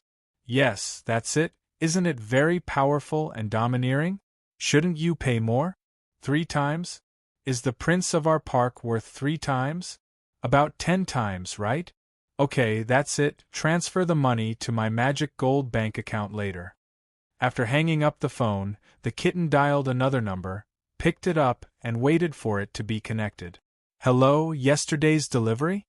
It's Manager Li, right?" He said, "Yes, I have already given the ring to the successor prince." "Oh, you're too polite, don't mention money. I'm also an old acquaintance of the chairman of 7 Seas. You may need to pay more attention to the packaging service later. Okay, come to the door as soon as possible." The phone hung up again. Finally, he picked it up again and broadcast another number. This time, the busy tone of the response was exceptionally long. Even the rhythm of the busy tone was stretched to the limit, making people think that there would be no reply until the end of time. 5 minutes later, the phone was picked up again. "Hello, Helios Workshop?" The kitten put out the cigarette, nodded, and said, "Yes, the border relic you left here has found its owner. It's that chain. It's absolutely suitable, you can rest assured of my judgment. It's simply the most perfect successor. There's no need for money, but there will be something I need your help with in a few days. Is it convenient? Then it's settled. Okay, be there or be square." The receiver was put down and the phone hung up. In the silence, he fell into deep thought. After a long time, He raised his eyes and looked at the darkness in the corner of the desk. Are you satisfied with this arrangement, customer? If you want to say that I'm satisfied, it's better to say that I'm amazed. In the darkness, an emotional voice came. Although it's true that doing business has to make money, isn't this one fish for $5 a bit too amazing? Crow raised his red eyes and clicked his tongue in wonder. Chapter 242. Should I say that he's worthy of being a big capitalist tycoon? The black bird exclaimed. Other than using the title of a prince to earn a large number of tickets, his final salary was paid by someone else, and he even sold a favor. He's insane to such an extent that even I, as a crow, can't help but admit defeat. It can't be helped. The people in hell are in dire straits, customer. Kitten picked up the black tea that Huai sure didn't drink and calmly poured it into her mouth. It's not easy to make money in this world. If you don't seize the opportunity, you might suddenly go bankrupt one day. At that time, everyone will be living on the streets, and they might not even be able to eat a fart. Besides, if it weren't for your strong recommendation, I wouldn't have the courage to make this decision. I'm just a matchmaker. Crow began to praise each other. If we're talking about operations, you're still better than me. It's just. Kitten was silent for a moment and suddenly asked, in addition to the anonymous package that was handed to me 7 years ago, the inheritance ceremony of the Helios workshop and the Golden Dawn badge are a bit too dangerous for him, right? Crow was amused. Are you worried about him? He is the Prince of Paradise, my colleague. Why wouldn't I care? Kitten shook her head. If you want to say it, I can't wait for him to become stronger and more powerful, so that Paradise can rely on him in the future. Anyone would want him to have a smooth sailing future, right? Don't worry, although the inheritance ceremony of the Helios workshop is dangerous, it is a rare opportunity for him after a year. As for the Golden Dawn, Crow shook his head. They have been developing members among other celestial genealogies, ascendants, for a long time. Even if there is no opportunity, he will have to deal with those fat otakus sooner or later. So, why not take the initiative first? How about it, are you interested in joining? She said happily. It will be much more convenient to cooperate with an outstanding operator like you, right? Forget it. Although Paradise is big, compared to real power, it is just yesterday's illusion. Kitten shook her head. We don't ask for glory, as long as we can continue to live like this. Really? Crow looked at him deeply. I can understand that it's not easy to survive in the cracks, but I'm curious, why are you in such a hurry? With your position, you don't need to make arrangements in such a hurry, do you? Anyway, Paradise is one of the few big groups in Yamatai City. Why don't you just wait for Dong Xia and Ing Zhou to make an offer? The cat fell into silence. After a long time, he sighed softly. To be honest, I'm not interested in the conflict between the Eastern Summer lineage and the Ing Zhou lineage. I just don't want to live under someone else's roof. After all, we've already lost our lives and our former honor. We can't possibly lose our freedom as well, right? Then, it sounds like there's room for further cooperation. In the darkness, Black Flying Bird rubbed his chin and chuckled. If it's convenient, as a local, can you show me the way? The kitten was puzzled. That thing hidden under the Imperial Palace. She narrowed her eyes and asked, You know about it, right? The kitten was stunned on the spot. Soon, he couldn't help but laugh. This is another big deal.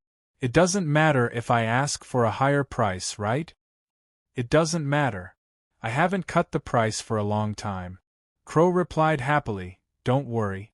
Before the Eastern Summer lineage and the Ing Zhou lineage fight to the death, we still have a long time to reach a consensus. In a daze, Lao Qing lay on the bed in the infirmary and waited quietly. After a long wait, there was finally a result. After a long time, low footsteps came from afar. Behind the curtain, a piece of paper was stuffed in from behind and the figure left in a hurry. There were complicated secret words written on the paper, but for Lao Qing, there was no obstacle at all. He just glanced at it and the corresponding content appeared in his mind. Blackbird is in charge, Kwafu is in charge, Phoenix is assisting, Wu family has a mole. Lao Qing put down the paper silently. The paper left his hand and burned to ashes. He restrained the anger in his heart, and his face was as calm as water. Sure enough, there was a traitor among the lowly seeds of the Wu clan. No wonder the boundary wedge would be destroyed so strangely, causing this secret treasure to sink into hell, and now the Social Security Bureau had the upper hand. But now it seemed that not only was the Wu family untrustworthy, but there were also a considerable number of people in the seat who had begun to hesitate. This group of undignified idiots! Didn't they understand that even if they bowed their heads and accepted the rule of the barbarian general, the madman would only drink happily and cut off the heads of these scoundrels? In less than 100 years, the Ingzhou lineage that had inherited the history of Takamagara for 2,000 years was completely divided in the internal strife between the Gong family and the Wu family. Today, the Tianjin lineage represented by the Gong family and the Guizhou lineage represented by the Wu family were almost unable to maintain the previous superficial peace. The civil war had not yet begun, but there were forces from the outside who smelled the blood in the turbulent undercurrent. If he didn't fight back, not only the looming mansion, but also the Ingzhou lineage would be completely disgraced. After thinking for a moment, he coughed. The vague figure guarding in front of the bed quietly walked out of the door and guarded in front of the door to prevent other people from disturbing him. He hurriedly wrote a short letter with the pen and ink that he carried with him. After unscrewing the pen, a slender fox came out. After eating 2 beans, it flashed and disappeared with the short letter in its mouth. Not long after, the old man's consciousness suddenly darkened as if he was falling down and fell into the darkness. At the end of the darkness was a vast and cold river. Between the clusters of vermilion garlic flowers, a gloomy palace stood on the white bone plain. The old man's consciousness instantly fell into the deepest part of the palace and saw several shadows waiting there. At the highest position, the figure behind the curtain was motionless as if he was sleeping. Only the handsome man under the throne said, "We already know the details. You went to Dongxia with a sick body. Thank you for your hard work." The old man respectfully bowed his head and replied, "Thank you for your concern, Your Majesty. I am just talking about what I should do." Under the throne, the man pondered for a moment and suddenly said, "Regarding Yamatai City, Your Majesty is free to make arrangements. But now, there is an important matter to ask of you." The old Zhong Naiyan crawled on the ground and kowtowed to the throne. "I will be crushed to pieces to repay Your Majesty's kindness." Then, he heard the man's calm voice, "Since you have decided to go with a sick body, you have already realized it, right?" After a short silence, the old man's fingers trembled. Then, his whole body began to tremble. Soon, under the gaze of the handsome man, the old man deeply bowed his head. "I understand." "Very good." Under the throne, the man slowly closed the paper fan. The old man's consciousness became blurry. When he opened his eyes, he was already back in the deathly silent ward. Nothing had changed. Only in his hand there was a small bottle, the underworld medicine. He slowly propped himself up and stared at the bottle in his hand. After a long time, he silently smiled bitterly. He raised the bottle, raised his head and drank it. But there was no cold feeling coming from his mouth. Empty? After a long time, he opened his eyes in shock and found that there was a huge wok in front of his mouth. He didn't know when it had appeared. Steadily, the wok caught the underworld medicine in the bottle. Not a single drop was spilled. What is Lord Zhong Naiyan doing? Unknowingly, the big cousin who had appeared in front of the window lowered his head, holding the wok in his hand, and smiled brightly at the old man. "This cannot be." Looking at that smile, the old man's lips quivered as if he wanted to say something. But in the end, the thousands of words that came to his mouth only turned into a bitter laugh. He collapsed weakly on the bed. It was as if his whole body had lost its strength. What is this? After all the scheming, he still fell into Kongming's trap? He tiredly lowered his eyes. This time, things are not good. Time passed quickly.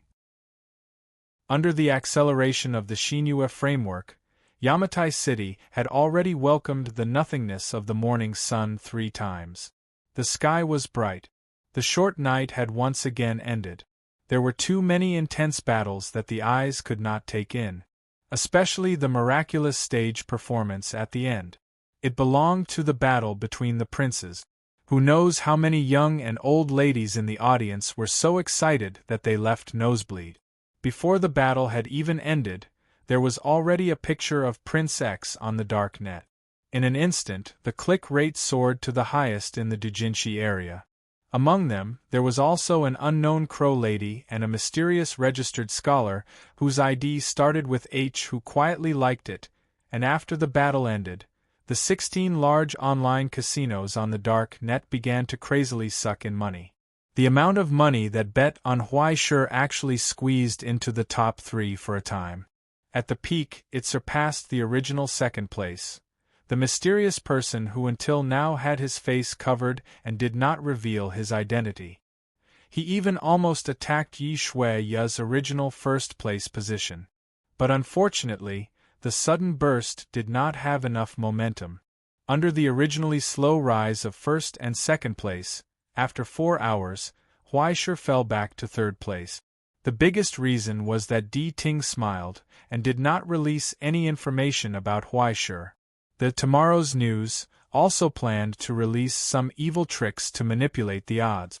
Although the identity of a legendary investigator could be bought with a little more money, but Huaishur's own rank and the way he fought alone made it difficult for him to attract more attention in this intense group competition. With the arrival of dawn, after a long day and night of competition, all the important areas' attack data surfaced. Mitsukoshi Building, the attack completion rate was 100%. There were 41 winners. The Dongxia Social Security Bureau led by Yi Shui firmly held 4 dark gold items, 11 border relics, and an army contract in their hands. Sensoji, the attack completion rate was 61%. There were 22 winners. The Ingzhou Chabal Sodom Group obtained 2 dark gold treasure chests and an army contract after a tragic victory. The defeated Renxia Hall decisively changed the focus of the attack and obtained 40% of the attack completion rate of Ami Hungding, obtaining 4 border relics and a dark gold treasure chest. Kitten Paradise, the attack completion rate was 92%. There were 24 winners. Basically, every project host who survived to the end received a clear reward. However, Huaishur alone accounted for more than 40% of the total, of which 10% came from the crazy hunting in the revival match, and 30% was the effect of the hidden mission and the prince title of the kitten. The mysterious masked guest barged into the arena alone. He relied on 2 dark gold items and the strange ability of the stigmata to fight against 10. He almost wiped out the 3 teams on the arena and occupied 70% of the completion rate alone. He obtained a stigmata relic. As the statistics rolled, soon it reached the end. Akihabara, which was ranked in the top 5 of all the areas, had a completion rate of 92%. There were a total of 13 winners. For a moment, everyone was stunned. There were only 13 people? 13 people completed the Akihabara, which was known for its large number of missions and complicated content, and pushed the attack completion rate to 92%? It was like a miracle. Could it be that there was an elite team behind them? Then, on the screen, the number jumped. It became 12. Chapter 243. 12. Before the audience could react, the number seemed to have dived into the water and dropped by another place. 11. Then 10, 9, 8. 5, 4. Amidst the shocked clamor of the audience, the number of winners dropped rapidly until it finally stopped at 1. There was only one person left. The Harken opened its mouth in shock and waved its hand, and the camera in the director's room immediately focused on the streets of Akihabara, revealing a mountain of corpses and a sea of blood. Death piled up like a mountain. The streams of blood converged into a river, running wantonly on the wide asphalt road. Everything was dyed red, representing the end. It was a scene of devastation. Every single place was shattered and dilapidated. Tyrannical devastation descended upon this place, and no survivors were able to snatch away the hurricane of death. As death approached them step by step, everyone could only hug each other in fear. Then, they were buried in the darkness. In the dead silence, only the crisp sound of high heels hitting the ground could be heard. With a gentle brush of his finger, the wall shattered with a loud bang. Countless dust and debris flew up at any time, but not a single speck dared to touch the smooth and clean surface of the leather shoes. They all retreated.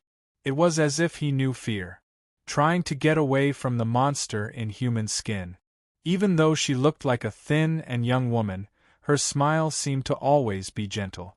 In this way, he leisurely searched for his spoils of war and put them into the small fruit basket, but the basket seemed to never be full. Gluttony devoured all the remains of the dead. In the end, she stood at the end of the long street and slowly turned her head back. Looking at the former paradise that had turned into the kingdom of death, she smiled in nostalgia. "I'm so happy being a maid," holding the fruit basket. She lifted the sides of her old-fashioned maid's dress with both hands and bowed slightly to express her sincere thanks to the customers. No one responded. In the dead silence, only the calm and gentle smiling face on the big screen slowly retracted her gaze and turned to leave. Autumn Leaf Plains was the only victor. Luo Xian. At the entrance of the kitten paradise, the young man who was talking to Huai Shi nodded in understanding. "Is that so? What a pity. I heard that the Astronomy Association has set up a stronghold in Shinjuku. If you need any help, you should be able to find someone there." Thus, they exchanged information. They weren't angry at Huai Shi's refusal to join them.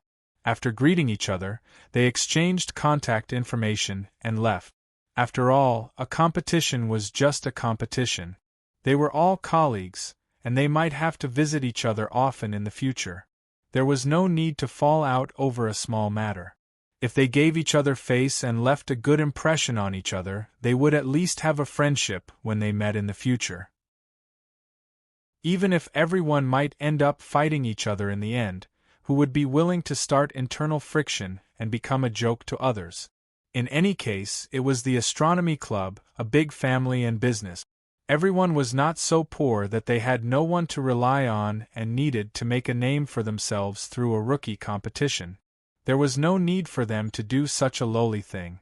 Before leaving, the young man hesitated for a moment and kindly reminded him, "If you meet the second person, you can reveal your identity a little. I believe that if the situation is not very bad, there is still room for cooperation." He was referring to the mysterious person who hadn't revealed his identity yet, the second most likely to win the championship. Huai Shi understood tacitly. So, was the person wearing a vest also one of them? Why was it that everyone was from the Astronomy Club, and no one could tell that someone was wearing a vest, but even if he wore a helmet, he would still be chased by a group of people until his identity was exposed? Watching the person walk away, Huai Shi turned back and looked at Yuan Zhao next to him. "What about you?" he asked. "The Social Security Bureau contacted you this morning, right?" Yuan Zhao, who had been distracted, was stunned for a moment, and then he was stunned. "How did you know? Such a big fox ran into the dormitory. You can't expect me to ignore it, right?" Huai Shi glanced at him. "That should be the army that you lead, right?" Yuan Zhao nodded subconsciously, then immediately reacted and shook his head. "I don't know what you're talking about." Huai Shi looked at him trying to cover up and couldn't help but laugh. "Don't worry, I'm not asking you to inquire about your teammates. I'm asking, what are you going to do next? Continue to be with me or go find your teammates?" Yuan Zhao hesitated. He felt a little apologetic. To be fair, he hadn't helped at all in the team for so long. Although he had suffered a lot from shoveling cat litter, in the end, without Huaishi's help, it might have been difficult for him to complete the task, let alone successfully pass the kitten paradise and get this border relic. Now that he had received a call from the Social Security Bureau, he was also in a dilemma. Although Yi Shuia's tone was not very strict, and it was just a suggestion, it seemed that he could make his own decision. But no matter how he thought about it, in this kind of place, the teammates that he had known for a long time were more reliable, right? Look at the astronomy club. Even if they belonged to different departments and regions, everyone didn't raise their weapons when they met. The relationship between the Social Security Bureau's sublimators would only be closer and more united. Now that the organization needed him, even if it was just a little, Yuan Zhao, as an upright and honorable brat, would definitely go and do his part. And, at the same time, let everyone see how powerful young Master Yuan was now. But why sure he owed so many favors, and he just patted his butt and left? Wasn't that inappropriate? Although Huai sure himself didn't care, but aside from his own conscience feeling apologetic, wouldn't he forever be suppressed by this pretty boy? He was in a dilemma. After dawdling for a long time, he hesitated, looked at the letter in his hand, and then looked at Huai Shi, who was calmly waiting. He gritted his teeth, stamped his feet, and made up his mind. Forget it. He took out the letter, hurriedly wrote a few sentences, and threw the letter out. In midair, the letter folded itself, turning into a small and delicate fox. After glancing at him, it ran away. Yuan Zhao let out a long sigh. Anyway, the Social Security Bureau's current progress was far ahead. The organization had so many bricks that they could use, and they didn't lack one for a while. After he returned this favor, he could slowly go over. But if she were to leave, this gigolo would probably be all alone. Just now, the way the young man from the astronomy club politely said goodbye was automatically interpreted by him as mockery and alienation. After entering the competition for so long, the people from the astronomy club hadn't come to find him. Even when one came, he still had this kind of understatement. And this pretty boy probably didn't have a good relationship with people, right? Thinking about it carefully, he was indeed quite annoying. Maybe everyone didn't care about his diet when they went out to eat. Every time he went out to sing karaoke, his colleagues would accidentally cut the song. When the spring outing was organized, he was the only one who lived far away and didn't have a bus to pick him up. Don't look at how he pretended to be indifferent on the surface. In fact, he cared so much that he didn't want him to leave. Yuan Zhao glanced at him suspiciously. When he saw Huai Shi's waiting gaze, his expression became sympathetic. He tiptoed and patted him on the shoulder to comfort him. Don't worry, young Master Yuan will take you to the top. It's stable. He patted his chest, indicating that Big Brother won't leave. Big Brother will take you to fly. Huai Shi was stunned for a long time. He didn't expect that he didn't go to find his teammates. This appearance was directly interpreted by Yuan Zhao as being touched and surprised. Suddenly, he felt more helpless in his heart. It's not that I don't want to meet up with my teammates, but this guy really makes me worry. If I don't have this white jade pillar that holds up the sky, no one will know where I am if I get beaten to death. Sigh, I can only rely on myself. Although he didn't know what happened, Huai Shi looked at Yuan Zhao's sense of mission and couldn't help but hesitate. Forget it, as long as he's happy. One more person won't make a difference, one less person won't make a difference. I'll just treat it as taking care of a child. And so, Huai Shi revealed an amiable expression like a kindergarten big brother. The two smiling faces looked at each other, and it felt like the bond between teammates was even stronger. Only when who was passing by the door, glanced at them in confusion, shook his head and sighed. Two idiots, they took a taxi and left. Yes, they could still take a taxi in this broken place. Starting from the second day of the competition, all kinds of public facilities had been opened to the outside participants, including the transportation system, places to eat, and nighttime accommodations. Although they were all local shady establishments, they didn't guarantee quality and quantity, and they might even be life-threatening. But it was better than nothing, right? And the unified currency was the gold coins dropped by the participants after they died. As for the price, let's not even talk about the price. If there weren't any special titles or items, the price could skyrocket. Just one night's accommodation cost 10 gold coins. That was to say, if you wanted to get through the night of 100 ghosts unscathed, you had to find ways to kill 10 participants during the day. The price of all kinds of consumable items was even more like a large knife, chopping at the neck of the participants. Why Sure had inquired. In the store in the Kitten Paradise, if you didn't use your prince title, you would need a gold coin to buy a shotgun bullet. Through the pressure from all sides, the competition organizing committee constantly forced the participants to start fierce elimination and duels. Cowardly? Cowardly for what? There was no future in cowardly. Could you cowardly survive 7 days? Did you want items? Did you want relics from the border? Did you want rewards and victory? Then go and be reckless. After killing all the other participants, you would be first. If you only knew how to cowardly, you would completely miss all the development opportunities in the early stages, and then become a moving gold coin in the eyes of other participants. At night, this city was a nightmare of 100 ghosts. During the day, all the places as far as the eye could see were already the hunting grounds of the participants. The third day had just arrived, and the competition had already entered a white-hot stage. A large number of participants who only knew how to cowardly in the early stages were quickly eliminated.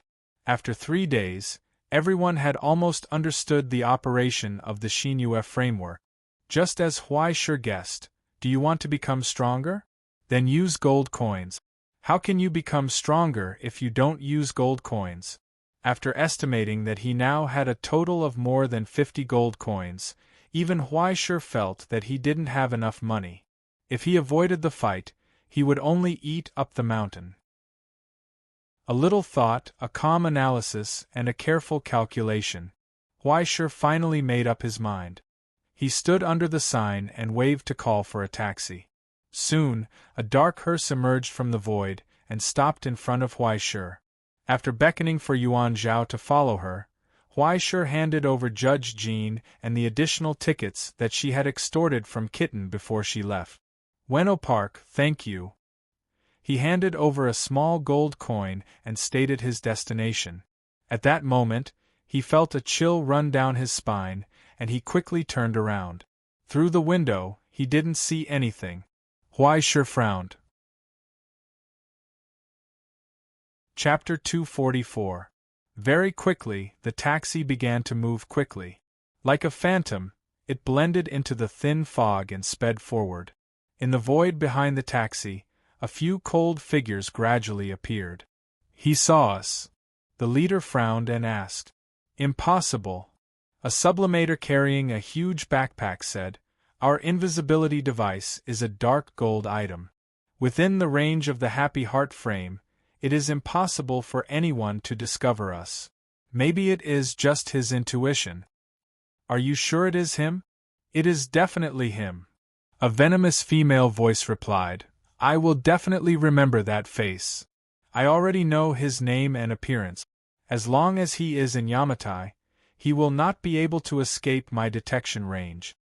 In the team, someone hesitated. Didn't you see the performance last night? That guy is more difficult to deal with than we expected. Is it just that you underestimated him? The female voice sneered. That guy has at least 4 border relics and a dark gold item.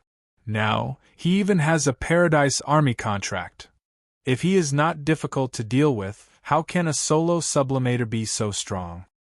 The leader was silent for a moment before saying, Miss Lin, we accepted your family's employment not to avenge you, but to help you get a ranking in the competition.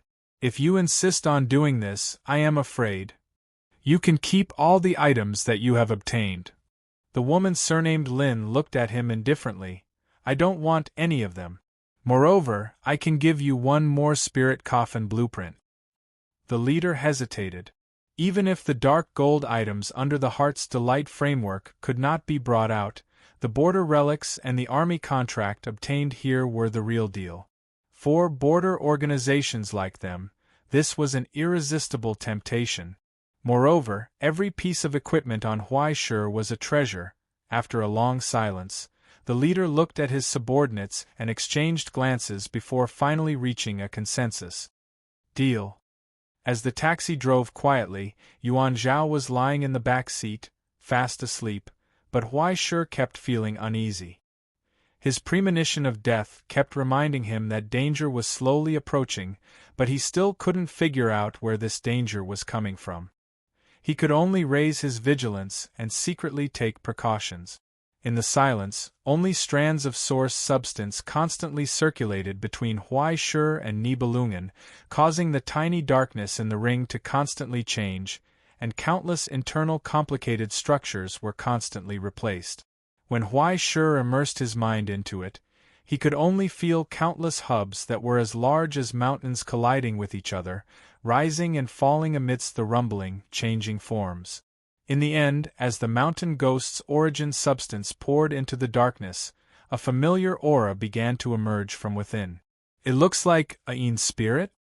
His eyes widened in disbelief. It was indeed a ghost. Even though it was still in its embryonic form, the familiar aura had not changed at all. What the hell? He frowned and thought for a long time, but he didn't come up with anything. He could only ask in the Book of Destiny, "Hello? Are you there?" No one responded. "Not here." Huaishur frowned, rolled down the window, and took out the key ring that Crow had given him from his pocket. "Then I'll throw this key ring away." "Wait." A voice quickly came online. "Little brother, don't be anxious.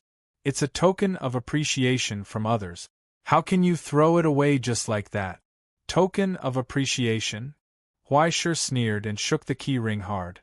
He could hear the sound of water inside. This thing was an ink bottle. Thinking about how Crow's current body was a blob of ink, how could Huaishur not know where she was? She had probably been spying on him since the start of the competition. "I won't ask you why you sneaked in here. What exactly is this ring?" "It's an army contract. Don't you know?" Huaishur was speechless. "Did I call you out just for you to say this? Well, I forgot that you're a 24K newbie in this field. Let me think about how to explain this common knowledge to you." Crow coughed a few times, and a crow holding a pointer and wearing a doctor's hat jumped out of the page. She pretended to ponder for a moment, then said, "You know that whether it's the development of hell or the development of the borders, a lot of manpower is needed, right? A solo ascendant will never be able to do anything. Moreover, without the help of an organization and a huge amount of resources, not to mention Tier 5, even breaking through from Tier 3 to Tier 4 is as difficult as going to heaven." "Fine." Huaishur rolled his eyes. This woman was starting to keep him in suspense again. Even so, he still nodded. He just wanted to know what she wanted to say. But here's the problem. The maintenance of the realm, the management of the borders, and the development of hell. Every place is a bottomless pit, but is there so much manpower in the world? Crow waved his hand, and a number appeared on the page. Including the realm, the borders, and the various hells, all the people who have ascended their souls add up to no more than 7 million people. No, 7 million people is already a lot. In fact, it's hard to say if there are even 7 million people. 7 million. It sounded like a lot, but in fact in the huge realm, the countless borders, and the hell that was so vast that the bottom couldn't be seen, it was just a drop in the bucket. If all of them were put together, it wouldn't even reach the permanent population of Jinling. Huaishur also knew how difficult it was to ascend. Even someone like him, who had half a foot in the door, was stuck for 7 or 8 years, let alone those who couldn't even find the door. Now, other than the Silver Sea controlled by the Astronomy Society, only the spirit coffin in the world can allow people to ascend 100%. Crow said, but whether it's the quota for the Astronomy Society or the spirit coffin, it's far more troublesome and difficult than self-ascension. There were more than 200 quotas for ascension every year. There were too many wolves and too little meat. The spirit coffin could only be used once. Between ascending a rookie and reviving the soul of a master, which one would you choose? For ordinary people, ascension was a miracle. It was an adventure that couldn't be replicated and pondered. Countless people yearned for such an opportunity but couldn't. Until now, even if there were some experiments and plans that couldn't be said in private, ascension was still uncontrollable. Just look at the Spring of Life project that the Red Gloves had experienced. Even if the chances of ascension were 10 times higher than in the realm, it was still a precious opportunity that could only be found by chance. With such a shortage of manpower, it could be said that if one succeeded in ascension, they could find a job and live a carefree life. But there was still a large shortage of manpower. For the time being, the border could still allow ordinary people to carry out their daily activities. But for the development of hell, forget about it. Without a soul to maintain consciousness, as long as one was exposed for an hour, they would definitely be mutated into something erosive in the abyss. After confirming that Huai Shi fully understood this premise, Crow nodded and continued, therefore, after the Astronomy Society was established, the first generation of ascenders and the creators of the world united together. Since the discovery of the existence of the sacred mark, what followed was the formation of the Legion. And the principle and the prototype reference, you've seen it these days, haven't you? With that said, Crow looked meaningfully at the kitten paradise that was gradually disappearing between the high-rise buildings. Huai Shi frowned. You mean the Abyss Legion? Yes, that's right. Crow waved his hand on the page with a look of gratification. After so many days, you have some understanding of the powerful existences in hell, right? Do you feel that they are particularly similar to something? After a long silence, Huai Shi replied in disbelief, Sacred mark? Crow laughed. You don't think that the sacred mark is a patent of the Ascenders, do you? Don't forget the existence of the sacred mark relics, Huai Shi, and don't forget where the sacred mark came from in the first place. This power that was crowned with the name of the sacred mark came from the miracle incarnation of the abyss in the earliest days. Let's not talk about the relationship between the source books of the major lineages and the abyss, and the bullshit that the gods once studied. Crow said calmly, aren't the archaeological teams of the various lineages constantly exploring deeper into hell in order to fill the gaps in their lineages and unearth new paths of sublimation? The so-called power is to be sought in such taboos. In some large hell, even a large group of abyss legions is a complete path of sublimation. Crow happily threw out the settings and squinted at Huai Shi. With them as a reference, it shouldn't be difficult for you to understand the essence of the Legion contract, right? The so-called Legion is the transformation of a large group, your subordinates, your vassals, your brothers, the extension of the miracle, the race that holds the sacred mark. Looking at Huai Shi's incredulous expression, Crow whistled and threw out another bomb. If you still can't imagine it, you just need to replace the name lineage with Legion, and you will know what the so-called Legion looks like. Huai Shi's mind was already empty. It was only now that he realized that every complete path of sublimation hid something other than advancement. Every path was a complete legion. From bottom to top. From the bottom to the top.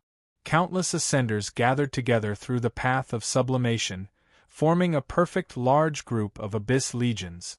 This is the foundation of the 7 major lineages, Huai Shi. Crow said faintly, the reason why there are only 7 of the 7 major lineages in the world today is because only these 7 lineages have the technology and ability to create legions of their own lineages. Ascendants were not the only ones among them. In the 7 major lineages, behind every complete path of sublimation, there are at least 3 large groups of abyss legions. This is the unique foundation of the major lineages. Chapter 245. Of course, the number of ascendants is small after all. As the foundation of the pedigree, it's too extravagant to use them to fight against others. Moreover, it's not even certain if they can form a complete organization. Most of the legions are actually abyssal creatures. Crow explained. Didn't you already see the long bow guards in Jinling? That's Kwafu's personal army, one of the top 3 legions in Dongxia. All of its members are born with the stigmata long bow, a large group of abyssal creatures. The stigmata long bow citizens was a third-order stigmata in the Ho-Tu lineage of the Dongxia pedigree, and the top of this path of ascension was Kwafu himself. After Kwafu broke into the abyssal ritual alone and defeated them one by one, this group of abyssal creatures pledged their loyalty to Kwafu and respected him as the master of all the long bow's citizens. Other than the fifth-order ascendants of the Dongxia pedigree, he was a genuine master of a large group in Hell, and was treated with respect by all the lords of Hell and Hell. In order to prevent the large-scale actions of the legions from disrupting the order of the present realm, the Astronomy Society did not even allow undeclared legions to enter the present realm. But in the entire present realm, how many pedigrees were large enough to forcibly enclose and seal the borders of the abyss, and slowly gather abyssal creatures that were compatible with their own pedigree? Therefore, there was the circulation of the legion contract as a substitute. Whether it was a promise, a transaction, or a forced suppression or enslavement, due to various reasons, there would often be abyssal creatures that would use their own tokens as the carrier of the contract. As long as they had the legion contract, the ascendant could discuss and communicate with the tribe represented by the contract, or forcefully order and coerce, bribe or deceive, and make the other party's tribe serve them. Some large groups of abyssal creatures even signed long-term employment contracts with the present realm's pedigree, and worked as mercenaries in the abyss. According to the different contracts, the time and number of restrictions were different. This kind of legion that was incompatible with their own pedigree was even worse. In this rookie competition, the large groups of Yamatai City were suppressed by the Shinua framework. Although they handed over the contract, it would not be effective for long, and most of them would have a limit. Then what's mine? Huaishur raised the Nibelungen ring and asked. At the mention of this, Crow looked at Huaishur with a strange look of sympathy and pity. This is a long story. Originally, the army contract in Paradise was the most powerful one among the 3 contracts. Unfortunately, the main body that was connected to the contract had been quietly stabbed to death by Huaishur. Yes, those 7 princes. As long as he had the contract in Yamatai City, he would be able to get the 7 princes to help him unconditionally 3 times. If this fool had known about this beforehand, he would definitely not have accepted Little Cat's mission, right? Now, the 7 princes and their last obsession, Prince Charming, had all been killed by him. Even the spoils of war had fallen into his pocket. Even if they wanted to regret it, they had nowhere to go. It's a long story. Crow coughed twice and said, the Nibelungen ring is actually a contract unique to the celestial genealogy, which corresponds to the advancement of the spectre. Isn't this a coincidence? Just right for you. Really? Huaishur frowned and stared at Crow. He felt that something was wrong until Crow looked away awkwardly. However, there is a small flaw, I knew it was a scammer. Huaishur was furious. What flaw? Tell me clearly. This. Crow coughed for a long time and said, as everyone knows, Paradise has fallen for a long time. Most of the armies cultivated by Utopia have been separated and left in the turmoil. Among them, including the Spectre army. So, your army, you may have to gather them yourself. Huaishur was dumbfounded. In other words, I only have the title of captain now. Not only have all the soldiers in my hands run away, but I also have to go to some godforsaken place to find them? Yes. Crow was embarrassed. Isn't this a scammer? Huaishur was incompetent and furious. He couldn't even keep a mountain ghost alive right now, so how could he find dozens of spirits? The actual situation is not that bad. After all, the Nibelungen Ring is also one of the 4 major armies in celestial genealogy. The crow on the page comforted him. You don't need to look for it. As long as you inject your origin substance into it, it will be able to compare it to your sacred insignia and create a low-level ghost. Even though it won't be too smart, it'll be fine as a tool. Okay, my ass. Huai sure did not want to talk to her at all. You said you would give me a regiment, but when I arrived, I was the only captain. Not to mention the Italian artillery, you didn't even give me a political commissar. There's really only 1 regiment, you even have to make your own soldiers. What other benefits do you celestial genealogy have other than forcing people to spend money on it? In short, do your best, Huaishur. Believe in yourself, you can do it. After Crow gave him a word of encouragement, she turned around and fled back into her ink bottle. No matter how Huaishur urged her, she did not come out. In the silence, the taxi stopped by the side of the road. Guest, we're here. In the back seat, Yuan Zhao, who was hugging a manure fork to sleep, was still sleeping. He did not know what he was dreaming of, but his snot bubbles were blowing out. Get off, we're here. Huaishur took out the sword of virtue and poked him twice, then got up and got off the car. After days of fighting, it seemed that there was not even a shadow in the vicinity of Weno Park. It was quiet. In fact, the entire city was very quiet now. Only the occasional roar of gunfire flew into the sky in the distance. Immediately, it returned to silence. Everyone was like a hunter, tiptoeing through the jungle of the city, looking for any trace of prey. In Weno Park, it was a mess. After several battles, there was no trace of anyone. Only countless crow on the branches screamed, rising and falling like clouds. Hearing the sound of the car door opening, they turned around and stared at the 2 uninvited guests under the gloomy sky. Being stared at by countless pairs of scarlet eyes, Yuan Zhao subconsciously shuddered. As long as you don't stupidly attack them, they won't attack you. At best, it's just. Before Huaishur finished his words, a pile of bird poop fell from the sky and landed on Yuan Zhao's carefully groomed hair. Looking at the teenager's twitching face, Huaishur nodded. At best, it's just like that. I have to hold it in, I can't be angry, I can't be angry. After comparing the ratio of tens of thousands to 1, Yuan Zhao's hand holding the manure fork trembled slightly. He gritted his teeth and found a hose to wash the bird poop off his head. Huaishur, on the other hand, had already started to work. Although it was called work, it was just a stroll. Huaishur, with his hands in his pockets, strolled leisurely in the large park. He turned around and pointed out the surrounding situation to Yuan Zhao. Originally, there were quite a few art galleries and museums here, but after yesterday's short work, they were closed again today. After completing their mission, the ascendants had already left. What was left was a mess. There were cracks, deep pits, and traces of fire everywhere. Huaishur walked very carefully. He purposely walked between the burned plants and broken branches. Yuan Zhao followed behind. He was constantly tripped by the messy things under his feet. Then, his pants would be hooked by the shrubs, or he would just stagger and almost fall into the pit.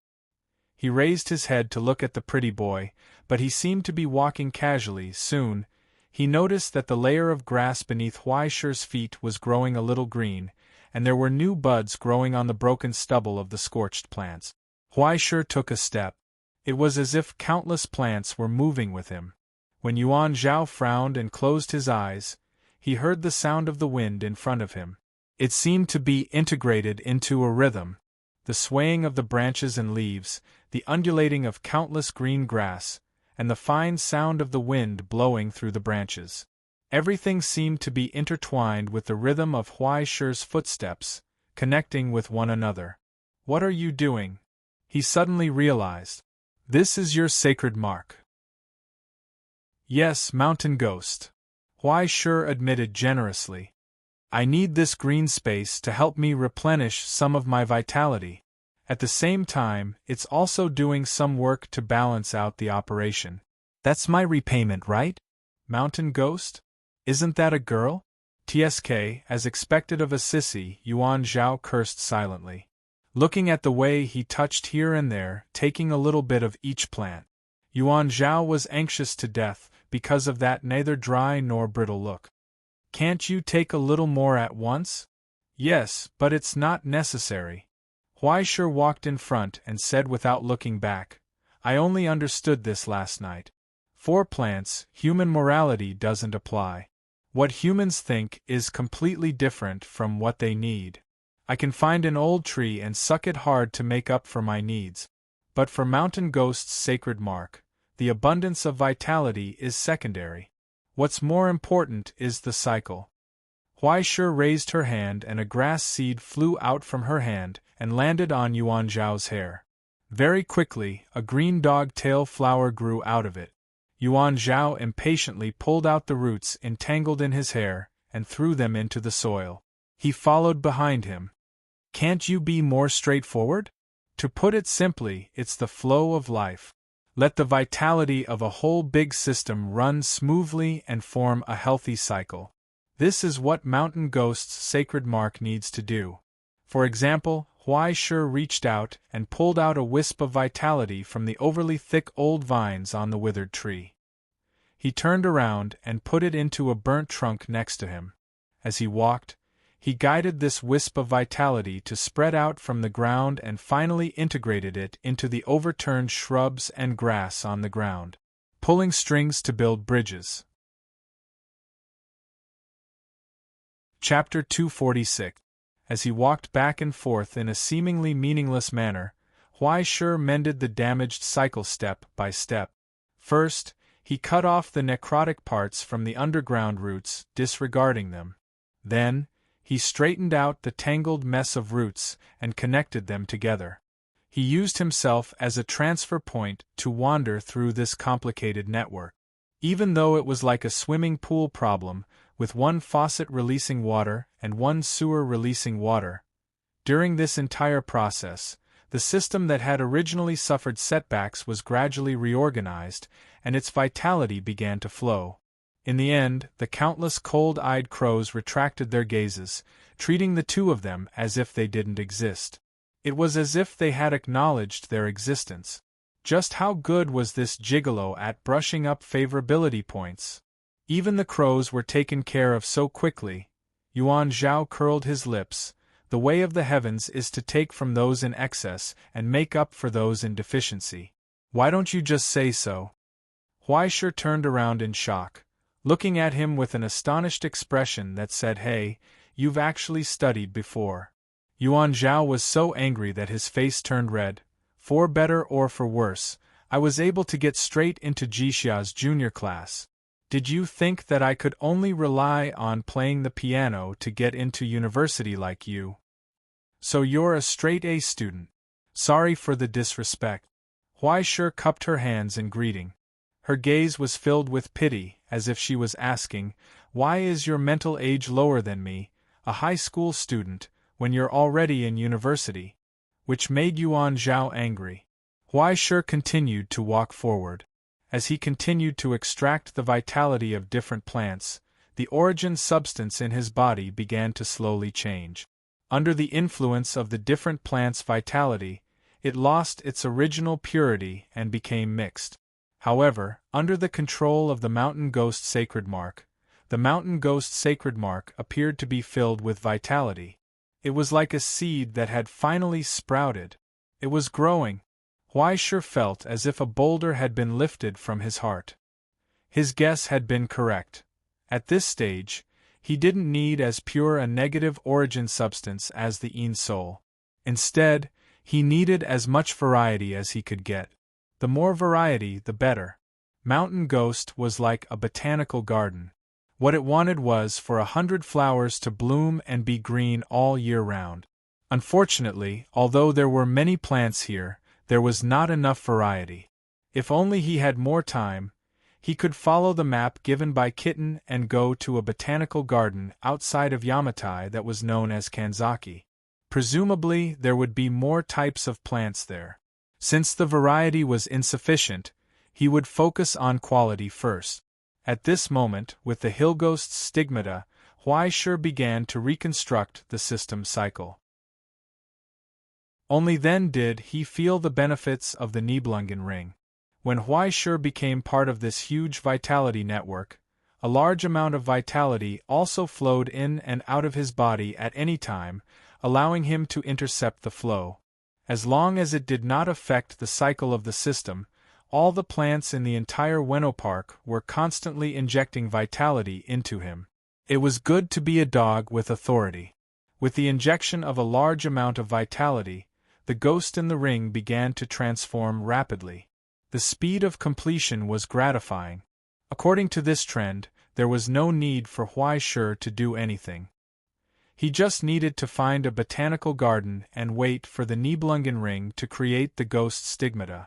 Although the number of ghosts was limited to 3 for himself in the second stage, fortunately, there was no need to look for precious materials and waste time. As long as Huaishur focused on the improvement of his stigmata, other benefits would continuously flow to him.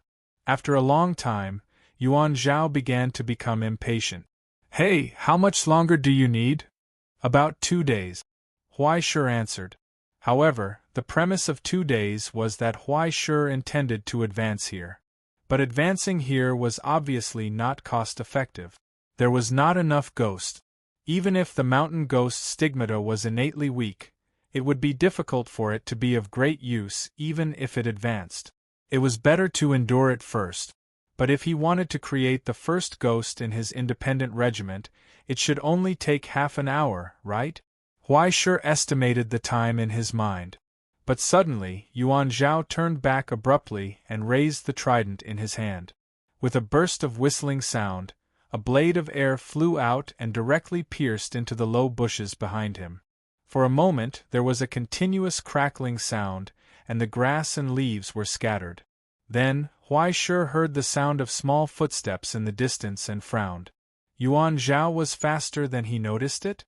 This younger brother was something. When the loose bushes stopped shaking, there was a small whimper from inside.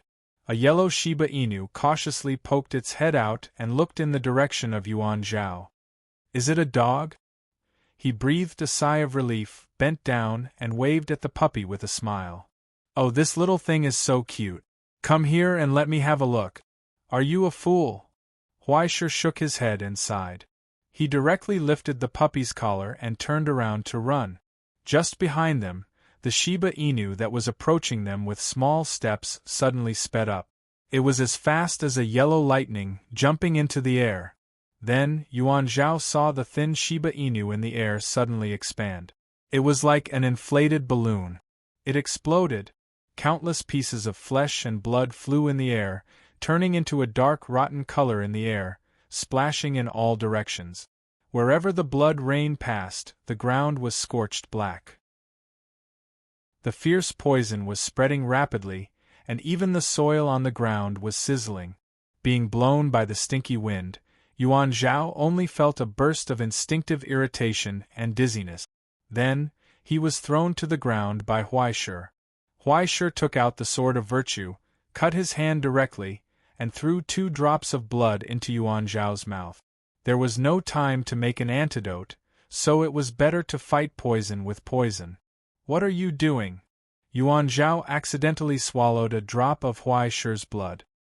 His face turned green, but soon he felt that as the smell of rust spread, his dim eyes gradually lit up. For a moment, his face changed, but he didn't blame Huaishur for being ungrateful. He could only secretly pray that this toy boy didn't have any infectious disease. Soon, he realized and turned pale with fright. The dog exploded. "I saw it." Huaishur took off the shotgun expressionlessly, loaded it with bullets, and looked around in the countless screams that startled the crows. Finally, he suddenly turned the muzzle, aimed behind him, and pulled the trigger. Boom! A loud noise burst out. A translucent figure was hit out of the void. There was a scream, and blood splattered everywhere. But then, the figure disappeared without a trace. As if it was invisible. What the hell? At this point, Yuan Zhao understood that it was an enemy attack. He pulled out his gun and stabbed around randomly. But the person who came was obviously proficient in stealth technique. At this moment, Yuan Zhao couldn't stab anything at all. Now that the other party stopped looking down on them and really sneaked into the darkness, even Huai Shi couldn't find him by relying on the crow's vision. Let's go first.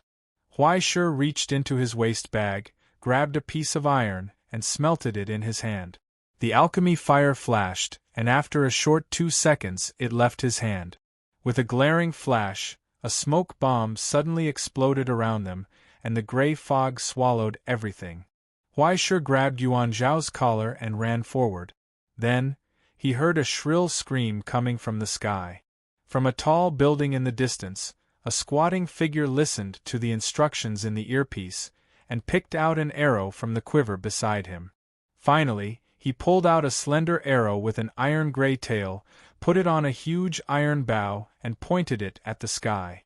The bowstring was pulled, and a teeth-numbing sound burst out. With the release of the finger, the shrill scream rushed into the sky.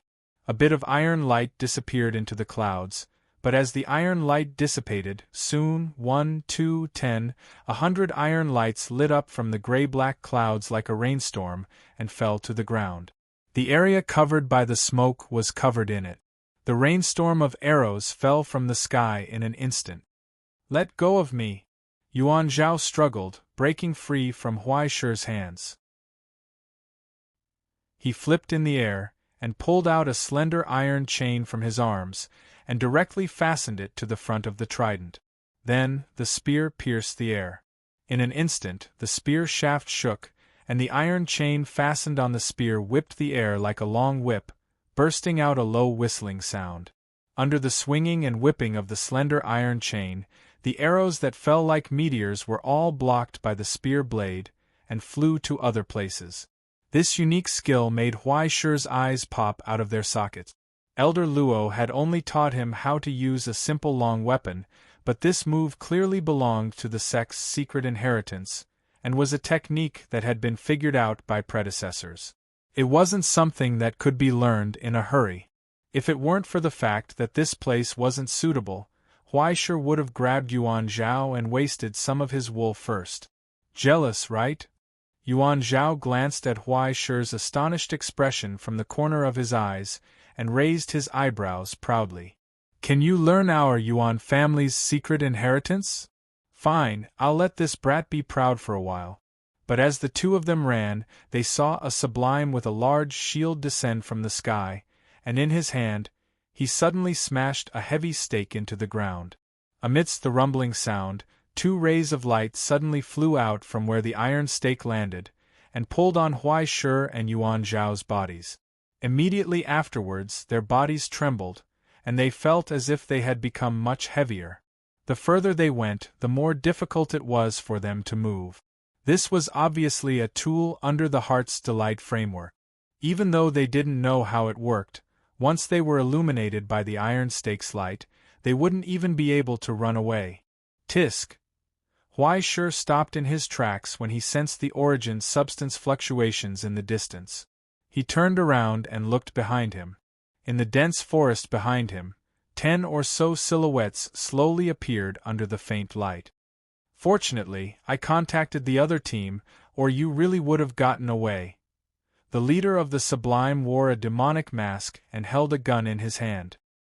His gaze was cold as he swept his gaze over Huai Shi and Yuan Zhao, who was beside him. He suddenly said, "Hey, brat, we're only looking for trouble with Huai Shi. If you leave now, we won't kill you." "I knew you'd cause trouble." Yuan Zhao immediately glared at him. "How many people have you offended? Why are there so many people looking for trouble with you?" Huai Shi thought carefully for a long time, then helplessly shrugged. "There really are quite a few. I could count at first, but I can't keep track of them anymore.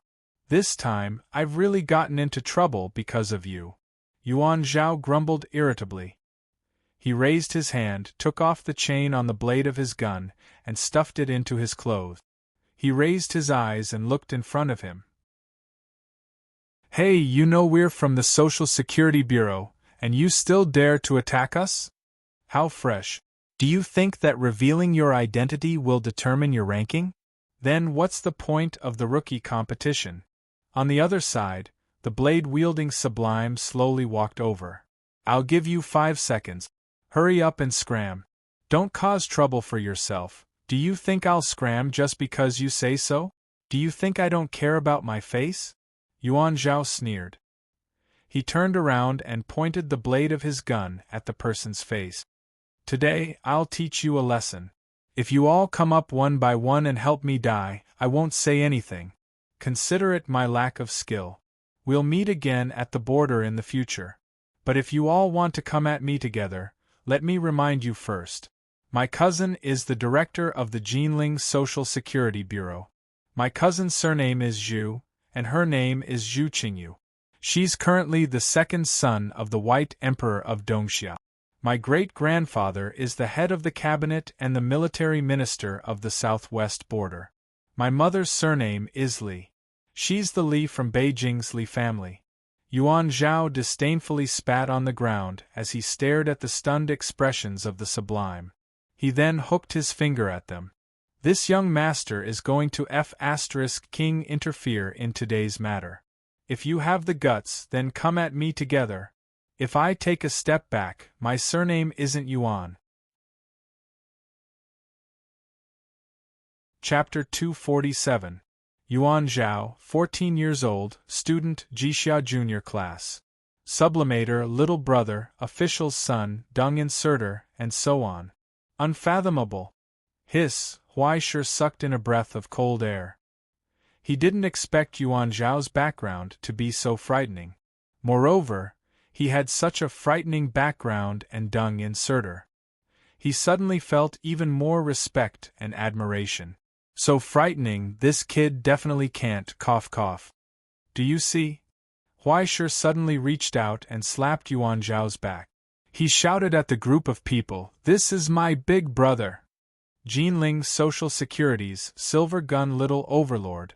If you have the guts, then come at me together. A bunch of trash.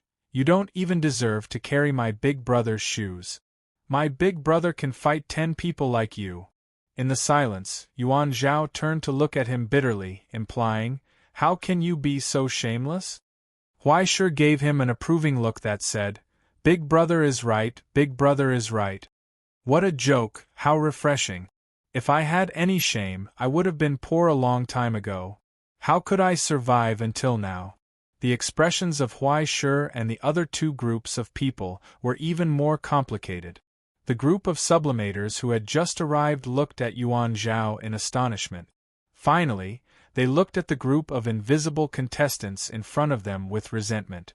The expression in their eyes roughly meant, "WDNMD, you bastard wants to harm me." King said, "It's just an sublimator. Why did you bastard Guochang have to come and drag us in? You even gave us half of the loot. In the end, you were waiting for me here." Thinking of this, the expressions of the attackers in the back became more and more angry. "This bastard is too inhumane. It's fine to deal with a rootless Astronomy Association member. After all, it's a rookie competition. Everyone can just kill him and go back to their own village. The Astronomy Association can't just kill me because of a competition result, right? But killing a nth generation of the Dongxia Empire was an entirely different matter. Who knows if this little bastard will arrange for my whole family to be killed because I glared at him. I treat you as a good brother, but you treat me like this." Guochang's expression kept changing. Even though he was wearing a mask, his eyes were still filled with grief and indignation. I didn't know. It had to be said that Yuan Zhao's identity was indeed too exaggerated. The other side was still testing the waters with a 4v4, but this kid threw out a king bomb. The other side was so confused that they didn't dare to make a move. They were all mercenaries at the border. What was the point of risking their lives? Wasn't it all for money? It was one thing to kill someone and steal their belongings normally, but to kill the heir of a large family in the eastern summer country in a game that was being broadcasted live all over the world? Damn, you might as well jump to the new treasure island in front of the White Emperor. For a moment, everyone looked at each other. Under Yuan Zhao's awe-inspiring rebuke, no one dared to take a step forward. Then, a blurry and slender figure appeared behind the invisible barrier. A pair of familiar eyes stared coldly at the young man in front of her. Yuan Zhao, you're so awesome.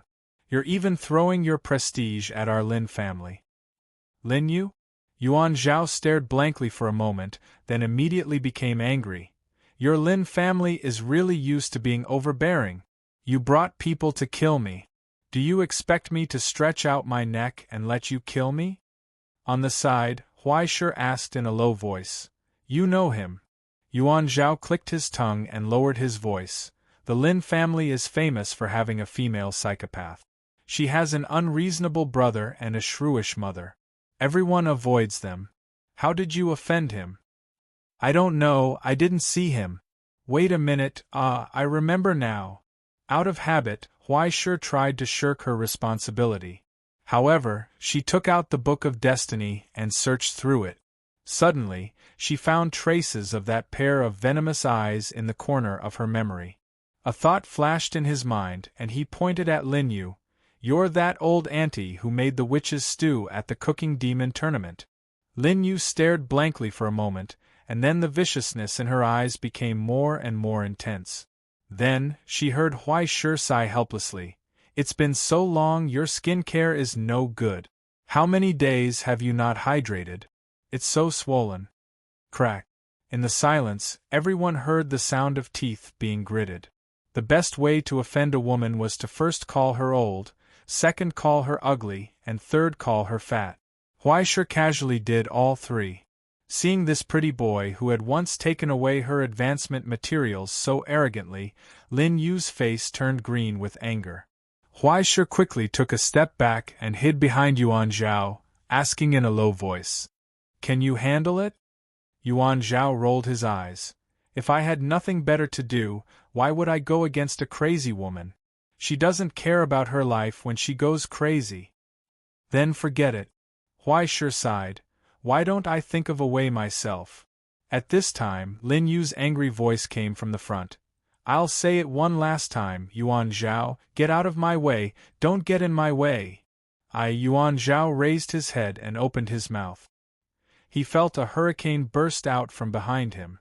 In the blink of an eye, it was as if a dozen wind cannons burst out in an instant.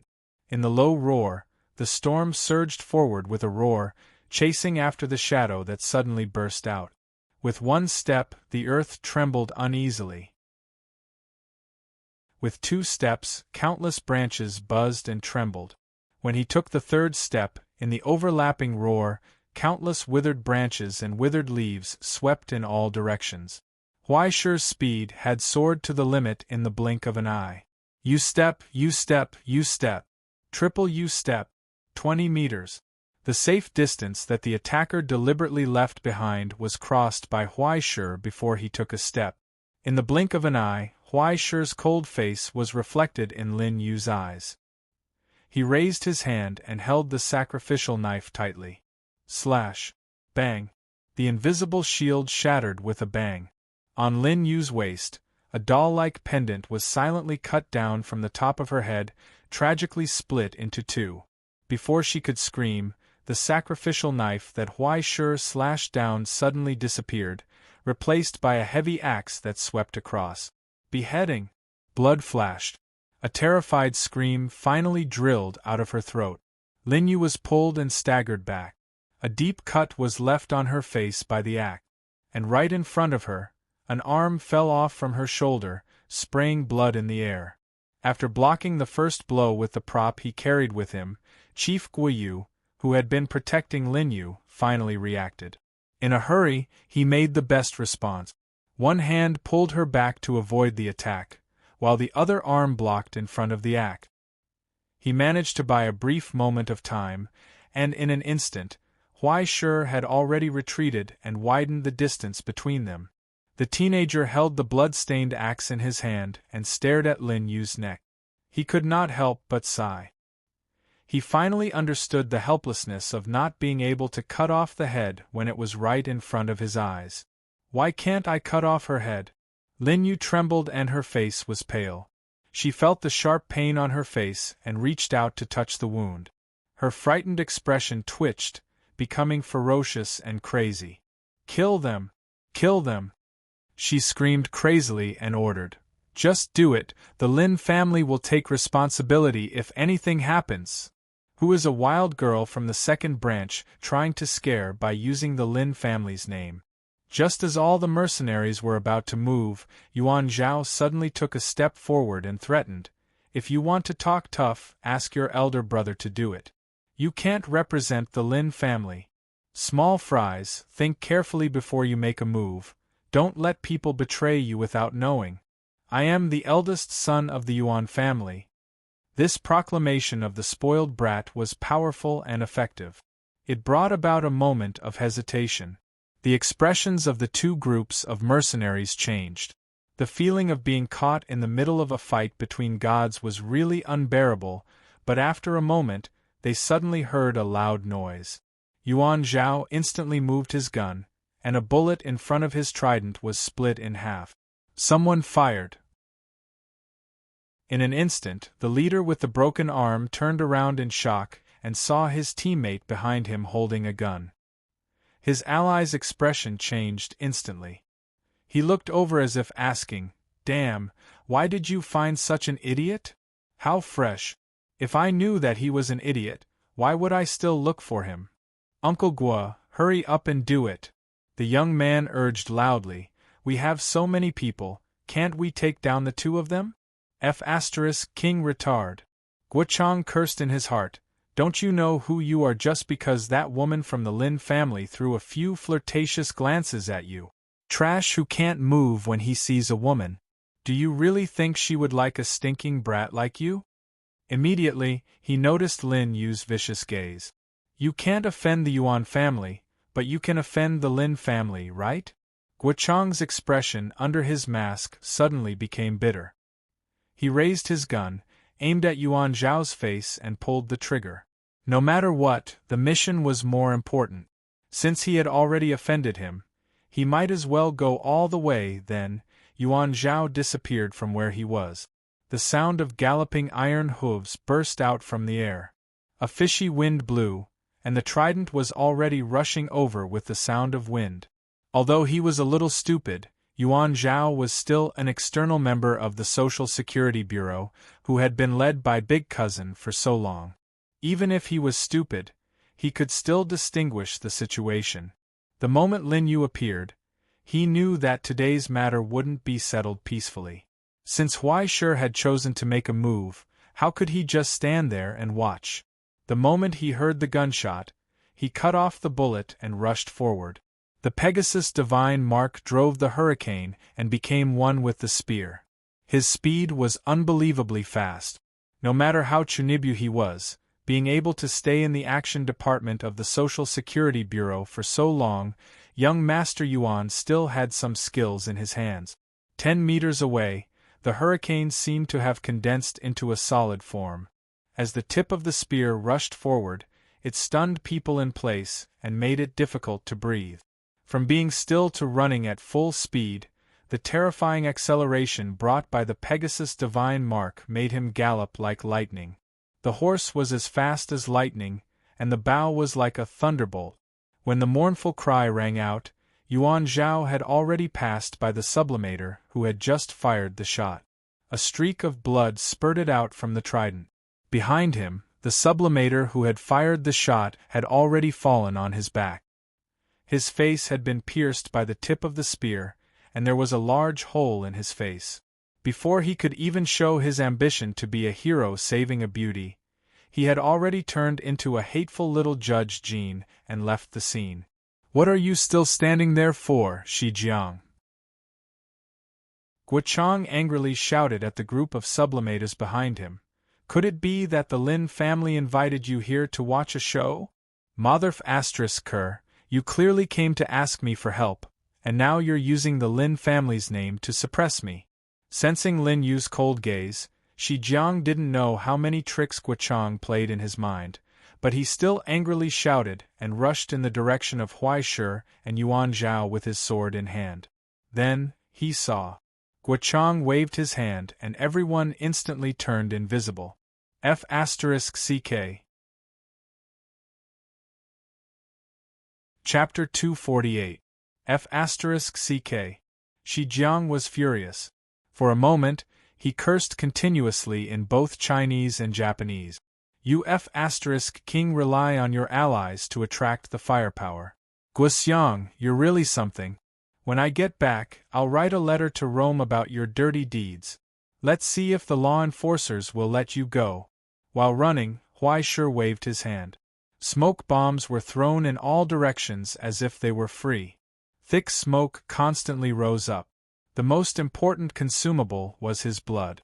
In any case, as long as he was in Ueno Park, he would have endless vitality to squander. Naturally, he wouldn't waste a few hundred cc of blood.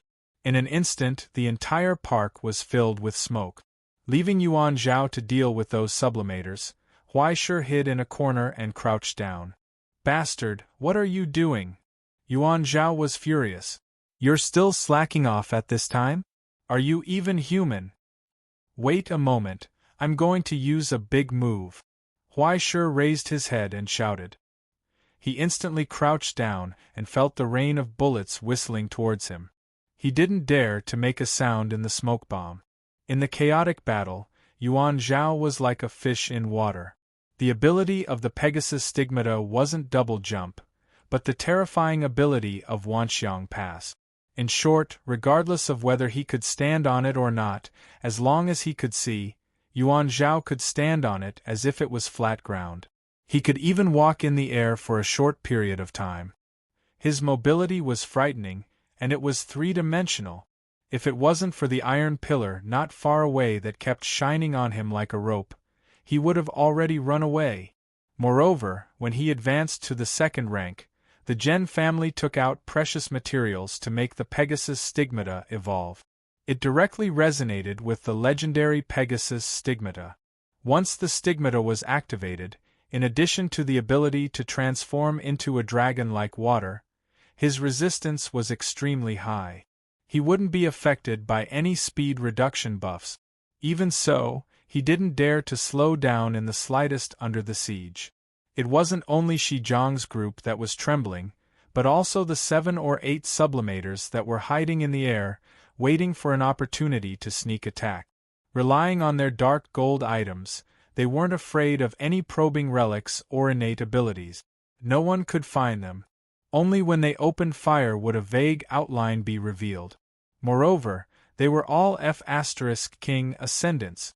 To be able to survive as a mercenary at the border, none of them were inferior. Who didn't have some unique skills? F***CKU Gigolo? In midair, Yuan Zhao did a double jump and somersault, snatching the incoming fire dragon and roaring, "If you shrink back again, I'll really die." In the sky, a rumbling sound burst forth. The scarlet arrow whistled through the air like a missile, exploding from the tip of the sweeping spear. Yuan Zhao flew backwards. "I'm done."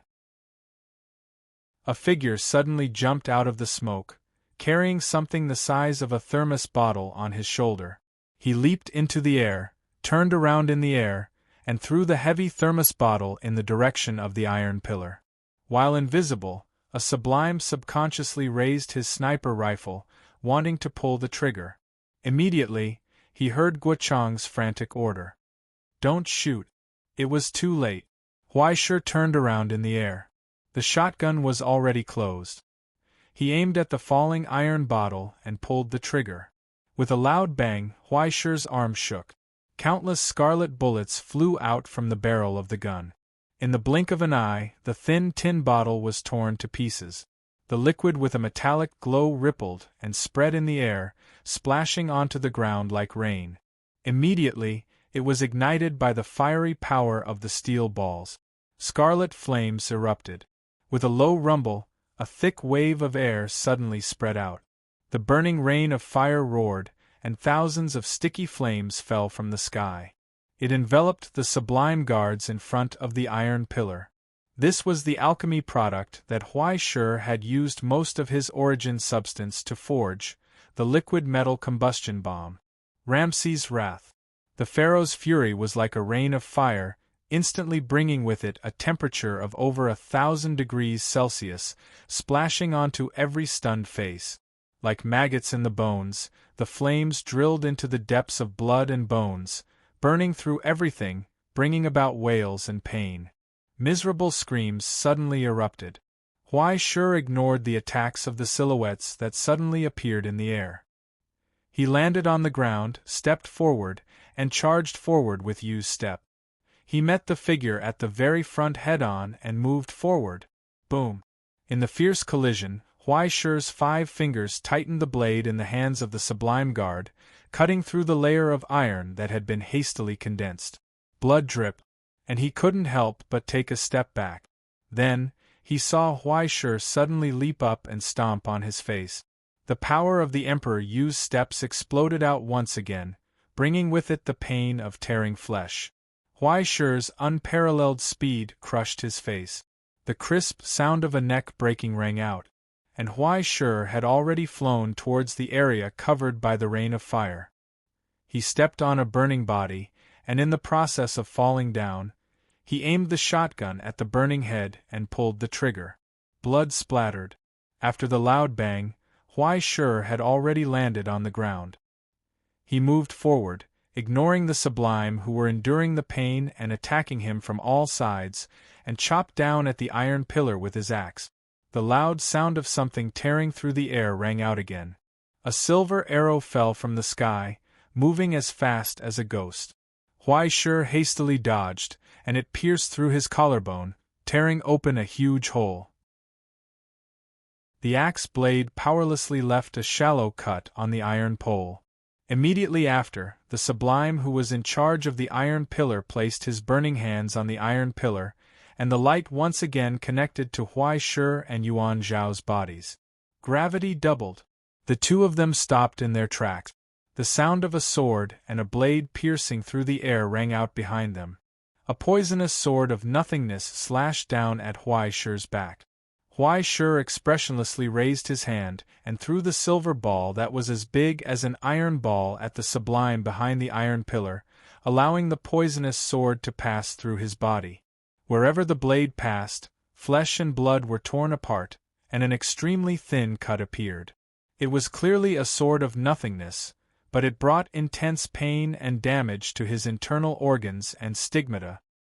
He suddenly took a step to the left, shrinking his body and hiding behind the side of the sublime beside him. Immediately after, there was a loud bang, and the alchemy bomb that Huai Shi had thrown out had already exploded.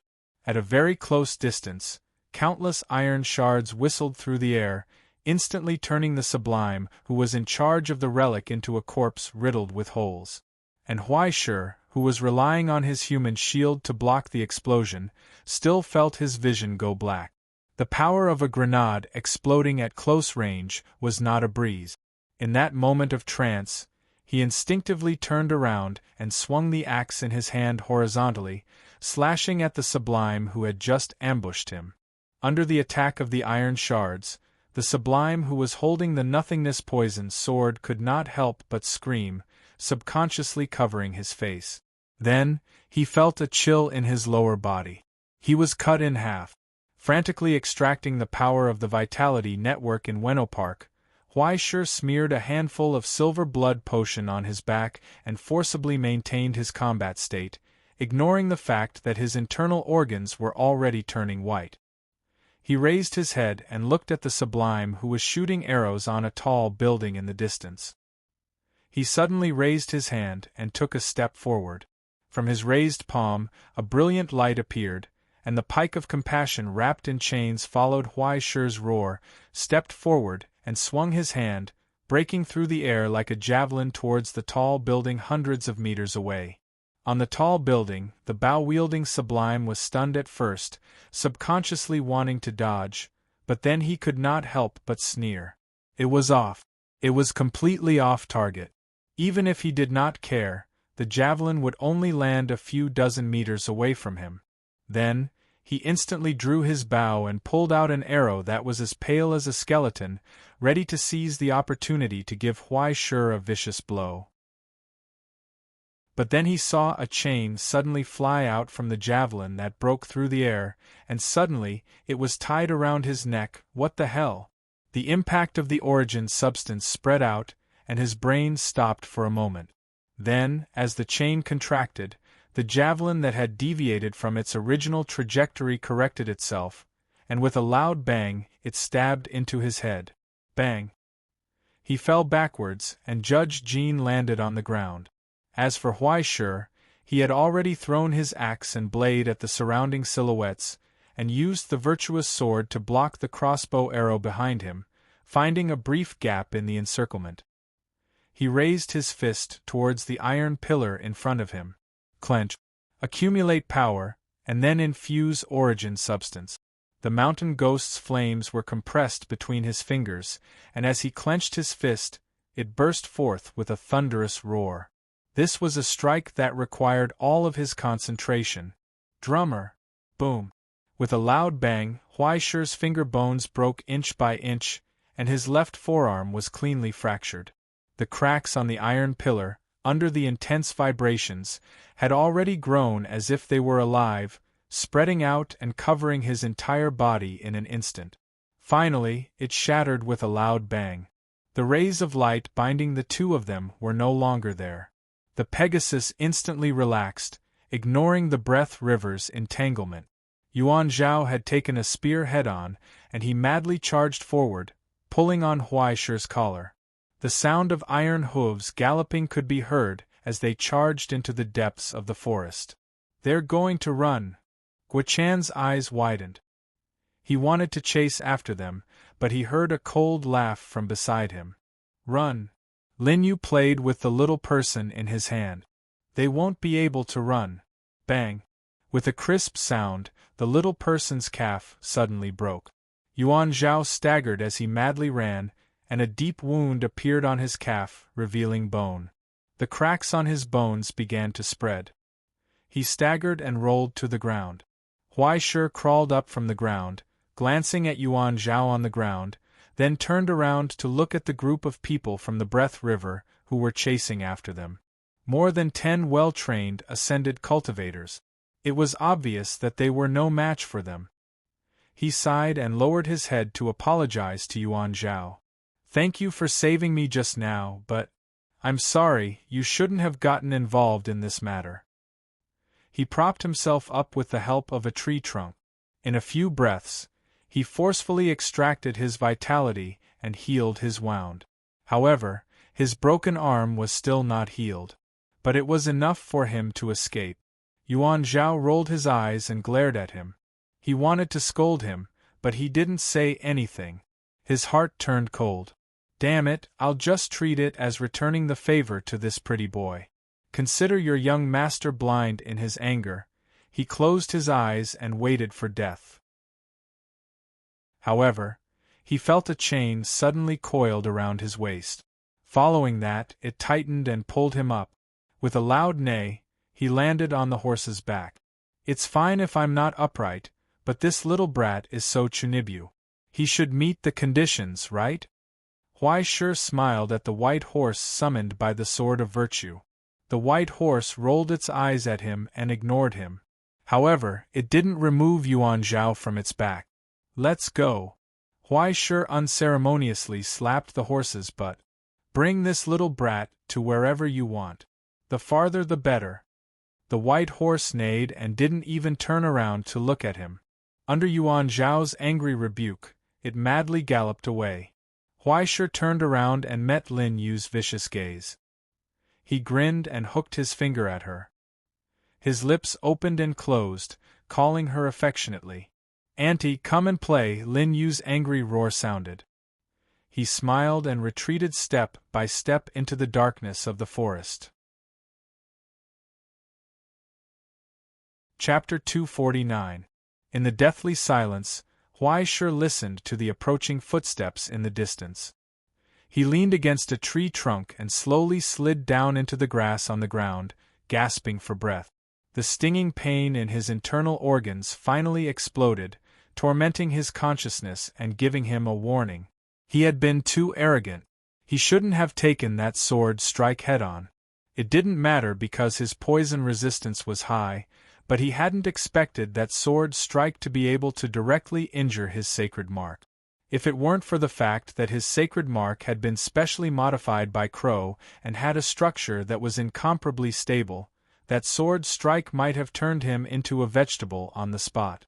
Without the advancement ceremony from last time, he didn't dare guarantee that he would be able to be reborn in this infernal realm. And as his sacred mark was injured, the mountain ghost's transformation efficiency began to rapidly decrease.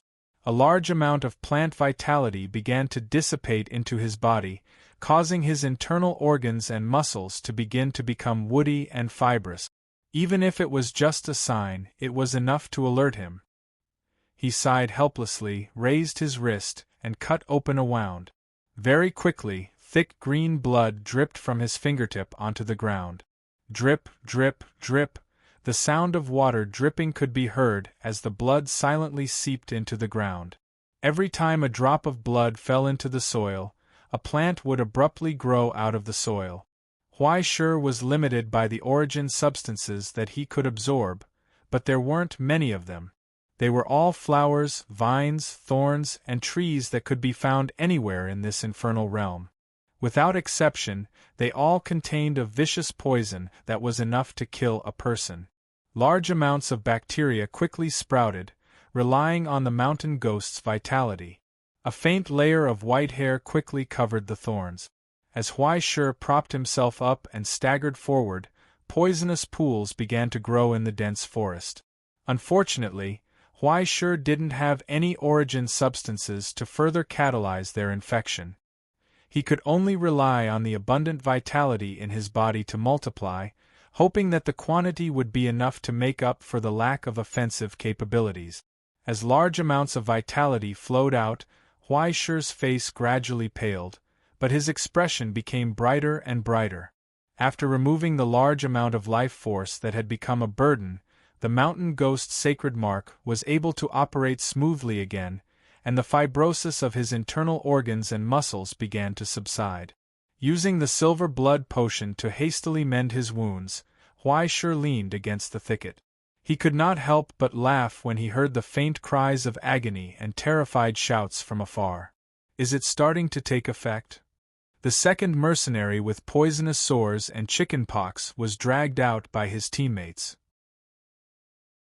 When he was placed on the ground, everyone couldn't help but take a few steps back. Some of the 4 or 5 ascendants who entered the forest first already had faint acne marks on their faces, but under the suppression of their sacred marks and physiques, they only coughed and didn't lose the ability to move like the 2 unlucky fellows. The surveillance footage shows that he didn't escape. Shi Jiang lowered his head and looked at the small screen in his hand. He then raised his head and glanced at Guochang. You took the job and you gave the idea. What should we do? If you continue to use us as cannon fodder, I won't dare to take your things anymore. Let's turn around and leave. Guochang frowned as he stared at the Shi River. Shi Jiang also looked at him coldly. After losing so many people and not even getting a single drop of soup, he had already reached the limit of his tolerance. Logically speaking, since the mission had already failed, and they weren't iron-willed warriors, they shouldn't spread love, freedom, and peace. The mercenaries should be like hyenas, immediately leaving when they couldn't get any benefits. However, Guochang was now stuck in a dilemma. He turned around and glanced at Lin Yu behind him. Lin Yu didn't say a word, only turning around to look at him indifferently. Ever since Huai Shi escaped into the forest, she took out a small crucible and began to brew some unknown potion. All kinds of horrifying things were constantly thrown in, and soon, the sound of a baby crying could be heard from inside. He guessed that she wasn't brewing anything good. If he left here, the relationship with the Lin family that he had worked so hard to build would definitely be ruined. Not only would his plan to retire with a clean slate completely fail, this crazy woman might even take her anger out on him. Thinking of the Lin family's tyrannical style in the past, he sighed and realized that he had no way out. He was still too anxious. He was used to being a wild dog, so when he saw an olive branch falling down, he couldn't wait to bite it. When he realized that the situation wasn't right, he wanted to get off the boat, but it was no longer up to him. Just as Guo Chang was thinking about the attack plan, someone suddenly suggested from behind, "That guy's stigmata is a plant type, so he has the advantage inside. Why don't we set fire to the forest, and just burn that guy to death inside?"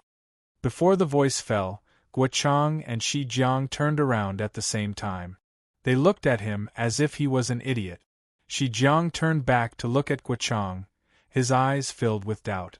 "Are all of you such geniuses in your group? Where did you pick them up from?" Guo Chang's expression twitched, but he didn't speak.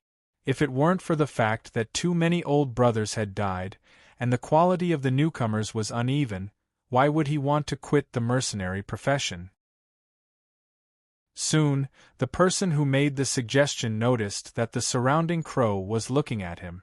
Those blood-red eyes that became ferocious after hearing that he wanted to burn the forest. Countless black birds flew up and down like clouds, making sharp strange cries in the dense forest, making the person's face turn pale. "Want to set fire?" Shi Jiang sneered and handed over a lighter. "You want to go?" The person who made the suggestion shook his head and took a few steps back. "We can only attack." Guo Chang finished his second cigarette and stamped it out, making up his mind. "Let's attack together and take down that little bastard." "Us?" Shi Jiang sneered. "Why should we? After being separated for so many years, are you still dreaming of being the leader? Have you seen the things that little bastard left behind?" Guo Chang looked at him expressionlessly. "Everything, I'll give it to you, I don't want a single thing." Shi Jiang was stunned for a moment, frowning. "Are you sure?" "Mu'en, come here," Guo Chang shouted, and immediately an old and thin man walked out from the group. From the beginning until now, he hadn't made a move, being protected in the middle. He was clearly the backbone of the group. Without needing Guo Chang's order, he raised his hand, and a dragon-like phantom appeared in his hand. He opened his eyes and stared at the two people in front of him. The instant the phantom appeared, everyone became silent. This was Xie Zhi's projection, as the witness of the abyss and the terrifying life form that ruled over the disputes of hell. No one could lie in front of him. Everything that was said would become an oath. If they went against it, they would be cursed by the abyss for eternity. Knowing how precious this opportunity was, the two of them said what they had discussed, and then Xie Zhi's phantom disappeared. Mu'en, on the other hand, seemed to have aged even more. His back was stooped, and he was supported to the side. "Are you satisfied?" Guo Chang asked coldly. "I'm too relieved." Shi Jiang laughed loudly. He waved his hand, and the subordinate behind him opened a chest, bringing out a large and fierce lion mask. Countless hair danced like lightning, and its eyes were like gods. When the lion mask was placed on Shi Jiang's face, his face suddenly became alive, as if he had become a lion's head and a human's body, letting out 2 hot breaths. "Let's go." He laughed loudly, sharpening his blade. He waved his hand and led his subordinates into the forest with Guo Chang's group. In that instant, the panting Huai Shi suddenly opened his eyes. "It's here." Just as he was about to start hiding and spying, he felt a sudden tremor on his finger. The tiny darkness of the Nibelungen ring instantly collapsed inwards, condensing into substance. Under Huai Shi's excessive life force nurturing, the Nibelungen ring finally extended a miracle from the mountain ghost's sacred mark. It was like a tree branch bearing fruit. Huai Shi instinctively waved his hand, and he saw an illusory shadow suddenly appear in the darkness in front of him. Where there was light, it revealed a faint dim fog, and where there was no light, it merged into the darkness, making it difficult to distinguish its outline. When he reached out to touch it, he felt as if it could pass through his chest. There was no substance at all, but his 5 fingers seemed to fall into the fog, and he felt a wave of coldness unique to negative origin substances. It was a complete ghost, but it was not as perfect as Huaishur had imagined. Perhaps he shouldn't have compared the Yin soul to his former self. Now that he saw the most basic Yin soul, he felt a little disappointed. In terms of concealment and flexibility, it didn't lack anything. Without the constraints of a body, it was even more flexible than his former self. However, its attack power was incredibly weak. It only had one move, which was to forcefully stuff his own negative origin substance over. It was fine to use it to oppress ordinary people, but the rest was nothing. It wasn't very pure in terms of quantity and quality, and it was within the resistance of any ascended cultivator. Compared to the enormous amount of energy he had accumulated before, which could almost condense into flames, it was much weaker. It wasn't bad to use it as a spy, but its actual combat power wasn't something to look forward to. It only had the sacred mark and no soul. It didn't have its own way of thinking or judgment, and could only carry out a few simple orders. It was like a robot that could walk on its own and carry things. Just as Huaishur was feeling disappointed, he felt the Book of Destiny suddenly tremble. He instinctively pulled out the book, followed the guidance, and slapped the ghost's head. Bang! The 2 illusory figures slammed into each other. Origin substance flowed through the air, causing a crisp sound to ring out. Immediately afterwards, the silver quill, matter branching, flew out on its own and landed on the ghost's blurry face, quickly sketching out a face that Huaishur hadn't expected. Pale skin, lips that had lost too much blood, and arrogant eyebrows. When the ghost's eyes opened, Matter Branching's 2 jade-green eyes looked like will-o'-the-wisps. The ghost seemed to come alive, as if it had been bestowed with a soul. It raised its eyes from its slumber. Its eyes became gloomy and lively. It was as if it had just woken up from a long dream and didn't know where it was. However, it quickly understood its own nature, and its eyebrows rose slightly. So that's how it is. The man named Red Gloves nodded slowly, looked at Huaishur, and asked straightforwardly, "Where is the enemy?" "Right here." After a moment of silence, Huaishur smiled happily and spread his arms, revealing the dark forest behind him, as well as the faint sound of approaching footsteps.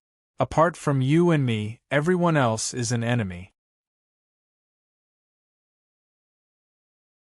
Chapter 250. Very good.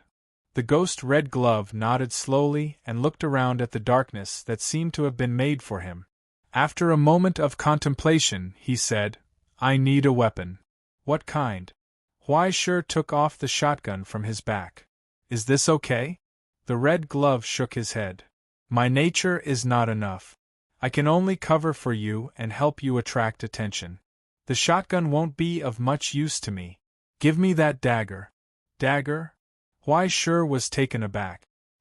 He took out the sacrificial knife in confusion and tentatively handed it over. However, the Red Glove didn't show any signs of backlash or resistance after receiving it. Even after it left Huaishur's hand, the blade's sharpness didn't even recede from the origin substance that Huaishur had used. It could be used freely. The Red Glove sniffed the dark red bloodstain on the blade and nodded in satisfaction. "I'll wait for your signal." He took a step back and sank into the darkness. Huaishur could not see his specific appearance, but Huaishur could feel that he was standing beside him. It was not until now that he was more and more convinced that it was indeed the Red Glove. However, it was not the Red Glove himself who had died, but a personality record restored from the incomplete fragments recorded in the Book of Destiny. After being given the source substance, it was like a ghost that was an artificial human. It had inherited the loyalty of the ghost to the army's master, and it also had all the combat experience transmitted by Huaishur and the killing skills that Rome had once taught it. Except for the fact that it had no soul and was different from the stigmata, it was completely the rebirth of the Red Glove himself. It had only been padded by the Book of Destiny, and there had been a qualitative change. Was it a coincidence? Or was the real ghost army like this? From the low-level stigmata derived from the Nibelungen ring, forming an army, and then distributed and recorded by the Book of Destiny, the rigid ghost became a flexible killing weapon. It was only now that Huai suddenly remembered that the former kingdom of heaven contained all the valuable records in the mortal world. Didn't that mean, what kind of terrifying miracles had the fallen utopia created? Huai pondered this question, pinched his chin, and suddenly laughed. No matter how terrifying this miracle was, it had been obliterated now. But even if some tiny remains remained, it was still a calamity that couldn't be underestimated. Now, let them have a taste of the power of celestial genealogy. He picked up the shotgun and took a step forward. Like a ghost, he melted into the darkness of the forest and silently walked in the direction of the footsteps. He grinned. Soon, Shi Jiang heard the sound of something breaking behind him. When he suddenly turned around, he felt warm blood fall on his face. A head rolled in the withered leaves, and as the corpse fell to the ground, it stopped moving and quietly dissipated. All that was left was a dirty Judge Jean among the withered leaves. Shi Jiang was not angry, but happy instead. The lion's face emitted a blazing light, and its mane moved like lightning. The resentment of a grievance, the anger that had condensed into a substance, spread out in all directions like ripples. Everywhere it passed, everything was dyed blood red. This face of a Yazi was a rare binding relic found in a lost border with Muin's gift of the Xieji. As if they had moved in a hurry, the underwater city that looked like a dragon palace was littered with many secret treasures of dragons. It was unknown how much wealth was hidden. It was a pity that not many people could come out alive. The function of this Yazi mask was very simple. As long as a teammate died, it would trigger the curse of the Yazi's resentment, directly indicating the location of the opponent and casting a curse on the soul. Under the remnant anger of the Yazi, the souls of all the ascendants were like candles in the wind. They might die on the spot without even needing to look for them. In an instant, the red light was like an arrow, and the Yazi's resentment locked onto its target. The curse fell from the sky, and a faint shadow fell out of the darkness in the corner, almost as if it was about to dissipate. Found it? At that moment, the pleasantly surprised Shi Jiang heard the sound of a trigger being pulled behind him. Subconsciously, he crawled on the ground. Then, he rejoiced from the bottom of his heart, because in the void in front of him, a hidden ascendant was suddenly ejected and fell to the ground full of holes. It turned into a Judge Jean, and Huai, who had succeeded in an instant, waved his hand, and the ghost and sacrificial knife that he had released as bait returned to his hand. He took a step back, hid in the darkness, and melted again. Then, as Shi Jiang turned around and roared, a solid sound wave was released from the mouth of the Yazi, instantly piercing through the dense forest, chiseling a large hole in the ancient trees, and finally disappearing at the end of the line of sight. Countless trees swayed and fell, and dust flew up amidst the rumbling sound. But not a single shadow could be seen from inside. Huai disappeared again. He left. The surrounding ascendants were on guard, and two pairs of burning eyes swept in all directions. All the darkness in the eyes had nowhere to hide, but they couldn't see that fleeting shadow. Someone hurriedly walked over to help Shi Jiang up, but Shi Jiang angrily slapped his hand away. Am I an old lady who scams for money? Do I need people to help me? Then, he felt that this person's appearance seemed to be wrong. But as Shi Jiang slapped his hand, that person's figure suddenly blurred, and the face that had clearly left flickered, turning into Huai face. Unknowingly, he had already mixed into the group. Shi Jiang's expression suddenly changed, and before he could react, he saw a black muzzle aimed at his face.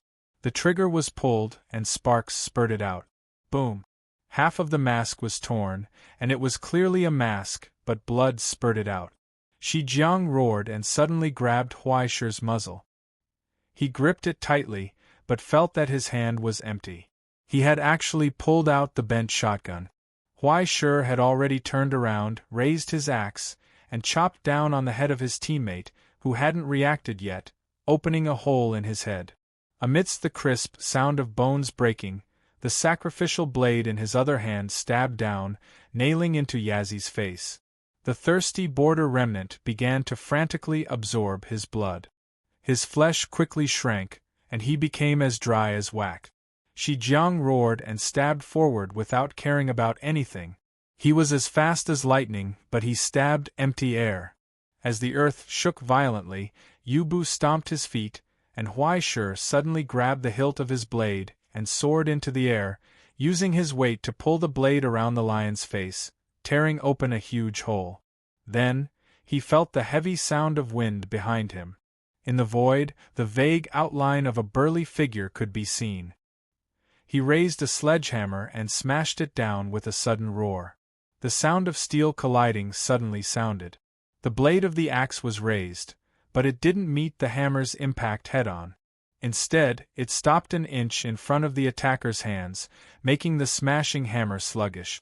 Huai Shi took advantage of this to fall on his back. The sacrificial blade in his hand that dissipated and condensed again swept out along the hilt. Amidst miserable screams, 8 fingers instantly fell to the ground. The hammer left his hand, smashing toward Shi Jiang, who had just crawled up, smashing into the back of his head, making him stagger. Meanwhile, Huai Shi already reached out his hand, grabbing that invisible person's wrist. Shake. The sound of dislocation was extremely crisp. Through the feedback of force, the rotating blade swept past the throat like a viper, blood gushing out like a fountain. Huai Shi finally landed on the ground. When he heard the crisp sound of a trigger being pulled in the distance, he did his best to roll out, hiding in the darkness again. Amidst the rumbling sounds, he felt a blazing bullet brush past his face. The bullet belt lashed out at the trees, continuously producing snapping sounds. He suppressed the sound of his breathing and began to inspect the ghost's condition. The Red Glove's records had almost all been torn to shreds. Even though the divine mark was still intact, it was no longer as lively as before. An attack on the soul? Fortunately, the Red Glove was here. Otherwise, he would have been forced to retreat. Huai Shi's hands didn't stop moving. The Book of Destiny slammed down again, and the Red Glove's records covered the ghost's shattered consciousness. As long as the divine mark was intact and the origin substance hadn't been completely scattered, the ghost could continue to move. It was much more convenient than a body of flesh and blood. As the ghost's origin substance was replenished, Huai Shi's face became even paler. This kind of emptiness that came from his soul was something he hadn't experienced in a long time. Even though his body's vitality could be replenished, there was a limit to the amount of origin substance he could accumulate. Needless to say, he had already experienced a great battle and didn't have much left. His blue bar was almost empty. He wouldn't be able to hold on for much longer. Huai Shi squinted his eyes and silently counted the number of footsteps off in the distance. However, a chill suddenly appeared in his consciousness, causing him to leap backwards. Immediately afterwards, he saw the ground in front of him cave in. A tall and sturdy figure suddenly appeared, stomping on the spot where his head had been. The ground trembled.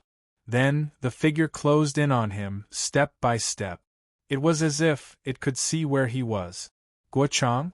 Huai Shi was stunned. The figure was already charging towards him. One of its broken arms was raised, while the other was like an iron rod, thrusting forward as it howled through the air. Huai Shi hurriedly summoned his axe to block in front of him, but he couldn't help but fly backwards. As he flew through the air, he felt that something wasn't right. A portion of his origin substance seemed to be missing, and rust appeared on the back of his axe. Before he could react, an iron fork appeared in Guochang's hand and stabbed towards Huai Shi's neck. Metal clanged against metal. Huai Shi tried to block it, but sparks flew everywhere. He felt his vision darken once again. Another portion of his origin substance had been extracted. Then, Huai Shi realized, Guo Chang was actually trying to eat his origin substance. Two blurry horns slowly appeared on both sides of Guo Chang's knitted hat. An illusory figure that looked like a bull's head slowly rose from behind him, gulping down the negative origin substance in the air. Its pitch-black eyes stared intently at Huai Shi's location. Step by step, it closed in. Bull's head? No, it was Feng Liang, the legendary demonic god who could devour ghosts and monsters. He was completely focused on negative origin substances. Allowing Huai Shi to exhaust Breath River's troops was also using Breath River's troops to exhaust Huai Shi's stamina. After enduring for a long time, it suddenly attacked, forcing Su Chun into a desperate situation. Behind Huai Shi, the Ascendants, who had been hiding for a long time, appeared and surrounded him. In the blink of an eye, Huai Shi waved his hand, and the spirit-red gloves appeared in the air, suddenly pouncing towards the attackers behind Huai Shi. Meanwhile, Huai Shi had already stood firmly on the ground, advancing instead of retreating. Retreating would only lead to death. You like to eat, don't you? Huai Shi sneered at the enemy. A brilliant light appeared in his hand, carrying the blood of the azure-crowned dragon. The spear of compassion was raised, ripping apart the fragrance of the iris flowers as it stabbed towards Guo Chang's face. Chapter 251. In the blink of an eye, the tip of the spear thrust forward. Guo Chang subconsciously widened his eyes. Even from a distance, he could feel the dull pain of the wind piercing his face. Too fast to react. His instincts were faster than his reaction, but when he instinctively raised his pitchfork in an attempt to block, his blocking posture was instantly defeated by the surging spear tip. Huai Shi moved forward and Guo Chang retreated. The offensive and defensive positions reversed, but the distance between them continued to shrink inch by inch, leaving everyone in despair. This continued until Shi Jiang roared out in anger and opened his mouth to attack Huai Shi again. But at that moment, the ground beneath Huai Shi's feet suddenly cracked apart. Double acceleration, you step, it can be even faster. Guo Chang opened his mouth in astonishment, but he didn't let himself be slaughtered. Instead, he suddenly stuck his head out and bit at the tip of the spear that was close at hand. His teeth closed together like an iron clamp, and he actually bit down on the tip of the spear. The tip of the spear was sweet. For some reason, this sentence suddenly appeared in his mind. Then, he saw Huai Shi's mocking smile. You want to eat the blood of the blue crown dragon? Are you starving? In the blink of an eye, Guo Chang screamed and couldn't bite the tip of the spear. Wrinkles climbed up his face, and his body instantly bent down. In the blink of an eye, he had lost 20 years of youth.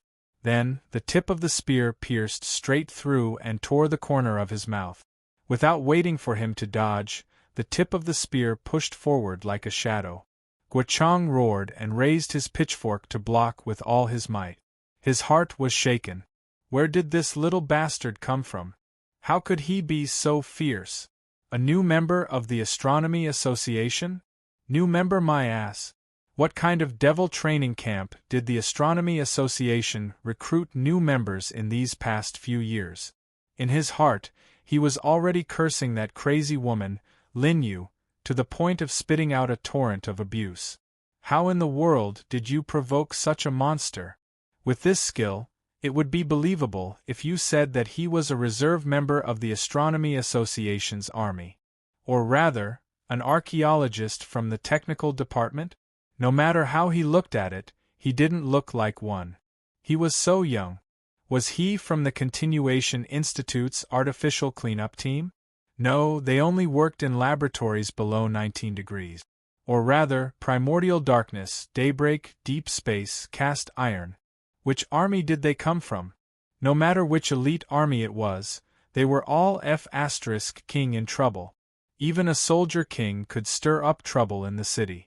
You provoked a psychopath, who killed people like drinking water. No matter how rich and powerful your Lin family is, aren't you afraid of being targeted by this kind of person? In a moment of absent-mindedness, the tip of the spear came again. It was yet another unknown relic from the border. Furthermore, it was a bug-level weapon that would age anyone who touched it by 20 years. His heart burned with jealousy. Just how many good things did this little bastard have? The dullness brought about by aging slowed his movements for a moment, and the tip of the spear pierced straight towards his chest. Bang! A set of light golden armor suddenly appeared in front of his chest. After blocking the spear, it immediately disappeared, causing him to feel pain in his heart. F***ck, 10 Judge Jean are gone. That's right, this thing is also coin-operated. After activating it, it would cost 10 renminbi to block an attack. Even if it was just a scratch, it would still cost 10 renminbi. Once it was activated for 10 minutes, the team's reserve of Judge Jean would start pouring out. Huaishe would rush up and hit him with a 4-4, and 40 renminbi would be gone. Judging Jean only had 80 players in the team, and in an instant, half of them were gone.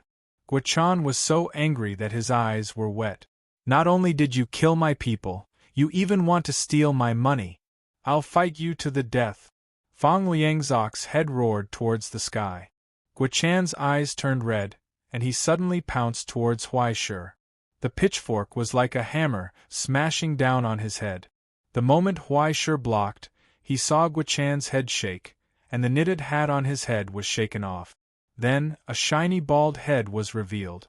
The bald head burst out with light, piercing Huaishe's eyes. Involuntarily, he felt dizzy. This was Guo-chan's killer move. Once, when he robbed Aziz's tomb in the depths of hell, he was cursed. Even though he was rescued in time, all the hair on his body fell off, and not a single hair grew back. Not only that, the abundant power of the curse was simply wasted by the scholar, and the tattoo was bound to his bald head. The tyrant's curse from countless eras ago formed a tyrannical light that seemed to have substance, and all those who saw it would be stunned for a moment. In an instant, it was the difference between life and death. The pitchfork broke through the spear encirclement and charged straight in.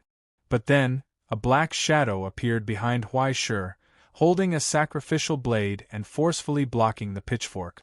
The red glove's figure trembled violently. In just one exchange, 30% of the negative origin substance that formed his body had been absorbed. And after a moment, Huaishe finally woke up from the encirclement. He took a deep breath. He let out a roar. From within the dark green flames, he raised his axe and chopped down. Bang! The pitchfork bounced off, and the axe dissipated, instantly transforming into a spear. As Huaishe stepped forward, it swept out in all directions. The wind howled as it swept away the encirclement of the 3 sublimators. Then, the axe chopped down, forcefully resisting the encirclement, and split open the head of the person blocking him. However, Shi Zhang's large mouth finally locked onto its target, and it opened its mouth to roar. The formless sound waves converged into one, whistling forward. Huaishe only had enough time to dodge the attack head-on before he was involuntarily swept up by the sound waves, and his vision darkened. The sound of a gunshot rang out, and a large hole appeared in Huaishe's originally broken left arm. After Shi Zhang finished unleashing his powerful attack, he still didn't dare to relax. He carefully pulled out a long cavalry blade from his bosom. This was the one he had obtained from Yamatai City this time. The cavalry blade, which had experienced many vicissitudes of life, was covered in notches and nicks. It was unknown how long it had accompanied its owner in wandering, but it was still brimming with killing intent. Obviously, it was a rare killing weapon. At this moment, the cavalry blade began to frantically extract Shi Zhang's origin substance and blood chi. It instantly flew out of its sheath, and amidst the Cossack dance music, it fervently slashed towards Huaishe. The military blade was swift and fierce. As if it was being controlled by a formless cavalry, it instantly chopped down 3 times, bringing with it a terrifying and unstoppable force, completely destroying Huaishe's defensive stance. Immediately afterwards, it chopped at his neck. Huaishe suddenly retreated, retreating into the thistles and thorns, instantly disappearing. Countless branches and leaves rustled, but no one could see where he was. He got away again? Guo angrily stared, and then he reacted. It's that dark gold-grade tool. Everyone, find it for me. He's definitely here. No need. Outside the dense forest, in front of the dark cauldron, Lin Yu sneered, pouring a shovelful of dirt mixed with Huai Shi's blood into the cauldron. Immediately afterwards, a dark shadow suddenly rose from the medicine, swallowing the dirt mixed with blood. It turned around, knocking an arrow into the distance. The illusory arrow formed from pure curse power instantly disappeared. Then, it appeared in front of Huai Shi's chest. With a snap, blood spurted out. Huai Shi, who was hiding between the plants, was beaten out of his original form. He was only one step away from the river outside the dense forest. Just a little bit more. He lay powerlessly in the thistles and saw Guo walking over step by step, pulling his leg, dragging him out of the dense forest and throwing him on the open ground. He tried to gasp for breath. Seeing Lin Yu sneering at the side, he couldn't help but grin, revealing a helpless smile. "Oh, Auntie, we meet again." He coughed out a pile of blood foam and kindly reminded her, "Your underwear is exposed." Lin Yu's expression twisted. Snap! A crisp breaking sound came from Huai Shi's chest. With a wave of Lin Yu's hand, a dark hand suddenly stretched out from the cauldron, drilling into Huai Shi's chest, directly twisting one of his ribs. At the side, Shi Jiang couldn't stand it anymore. "Still alive, why did you bring him back?" He pulled out his gun and pointed it at Huai Shi's face. Such a troublesome opponent, might as well give him a quick death. "That won't do." Guo hurriedly pulled the gun over. "It's easy for you to kill him, but why did we waste so much time to catch him? What's the point of killing him? We're venting our anger for our employer. Besides, if you kill him, don't you want the border relics? If he doesn't remove the bindings, do you know where they are hidden?" Shi Jiang was stunned for a moment, then glanced at Huai Shi with pity. What a pity! In order to catch him alive, the two border mercenary groups and more than 24 ascendants had used all means, but he had killed more than half of them. Defeating the strong with the weak, if not for Guo stigmata restraining him, perhaps even more people would have died. They had even almost escaped unscathed. If they let him escape, they would be in danger for the rest of the competition. Such a powerful opponent should simply die on the battlefield. If he fell into the hands of this crazy woman, who knew how much humiliation he would suffer. "Don't worry, I'll treat you well." Looking at Huai Shi's twitching expression, Lin Yu revealed a sickly happy smile. "Until the end of the competition, I won't let you die so easily, huh? Thank you so much." Huai Shi couldn't help but laugh. Coughing violently, he spat out blood and raised a finger at her with difficulty. In an instant, the sound of countless gun bolts being pulled could be heard. All the mercenaries vigilantly surrounded Huai Shi, their guns and cannons aimed at his face, afraid that he would suddenly attack them. But that finger fell to the ground powerlessly. It only moved with effort, drawing a small circle in the dirt. It was as if it was trying to say something. Guo curiously moved closer, frowning as he observed his movements. He saw that after drawing a circle, he drew another circle beside it. Finally, the finger moved slowly, and under the two circles, it seemed to be preparing to draw another big circle. What was he doing? Guo stared blankly, watching as the last big circle slowly closed under his hand.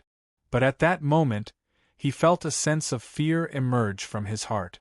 The sense of crisis that had been cultivated from countless life and death situations suddenly became alert. "Stop him!" His expression suddenly changed, and he reached out to stop Huai Shi. There was only a moment left before the last big circle closed. But then, everyone heard the roar of the earth exploding behind them. A rapid wave of water gushed out from the ground, tearing apart the obstruction of the sewer above their heads. An invisible force extracted the river water in the distance and rushed up into the sky, surging majestically above the dome of heaven. Dragon in the sky.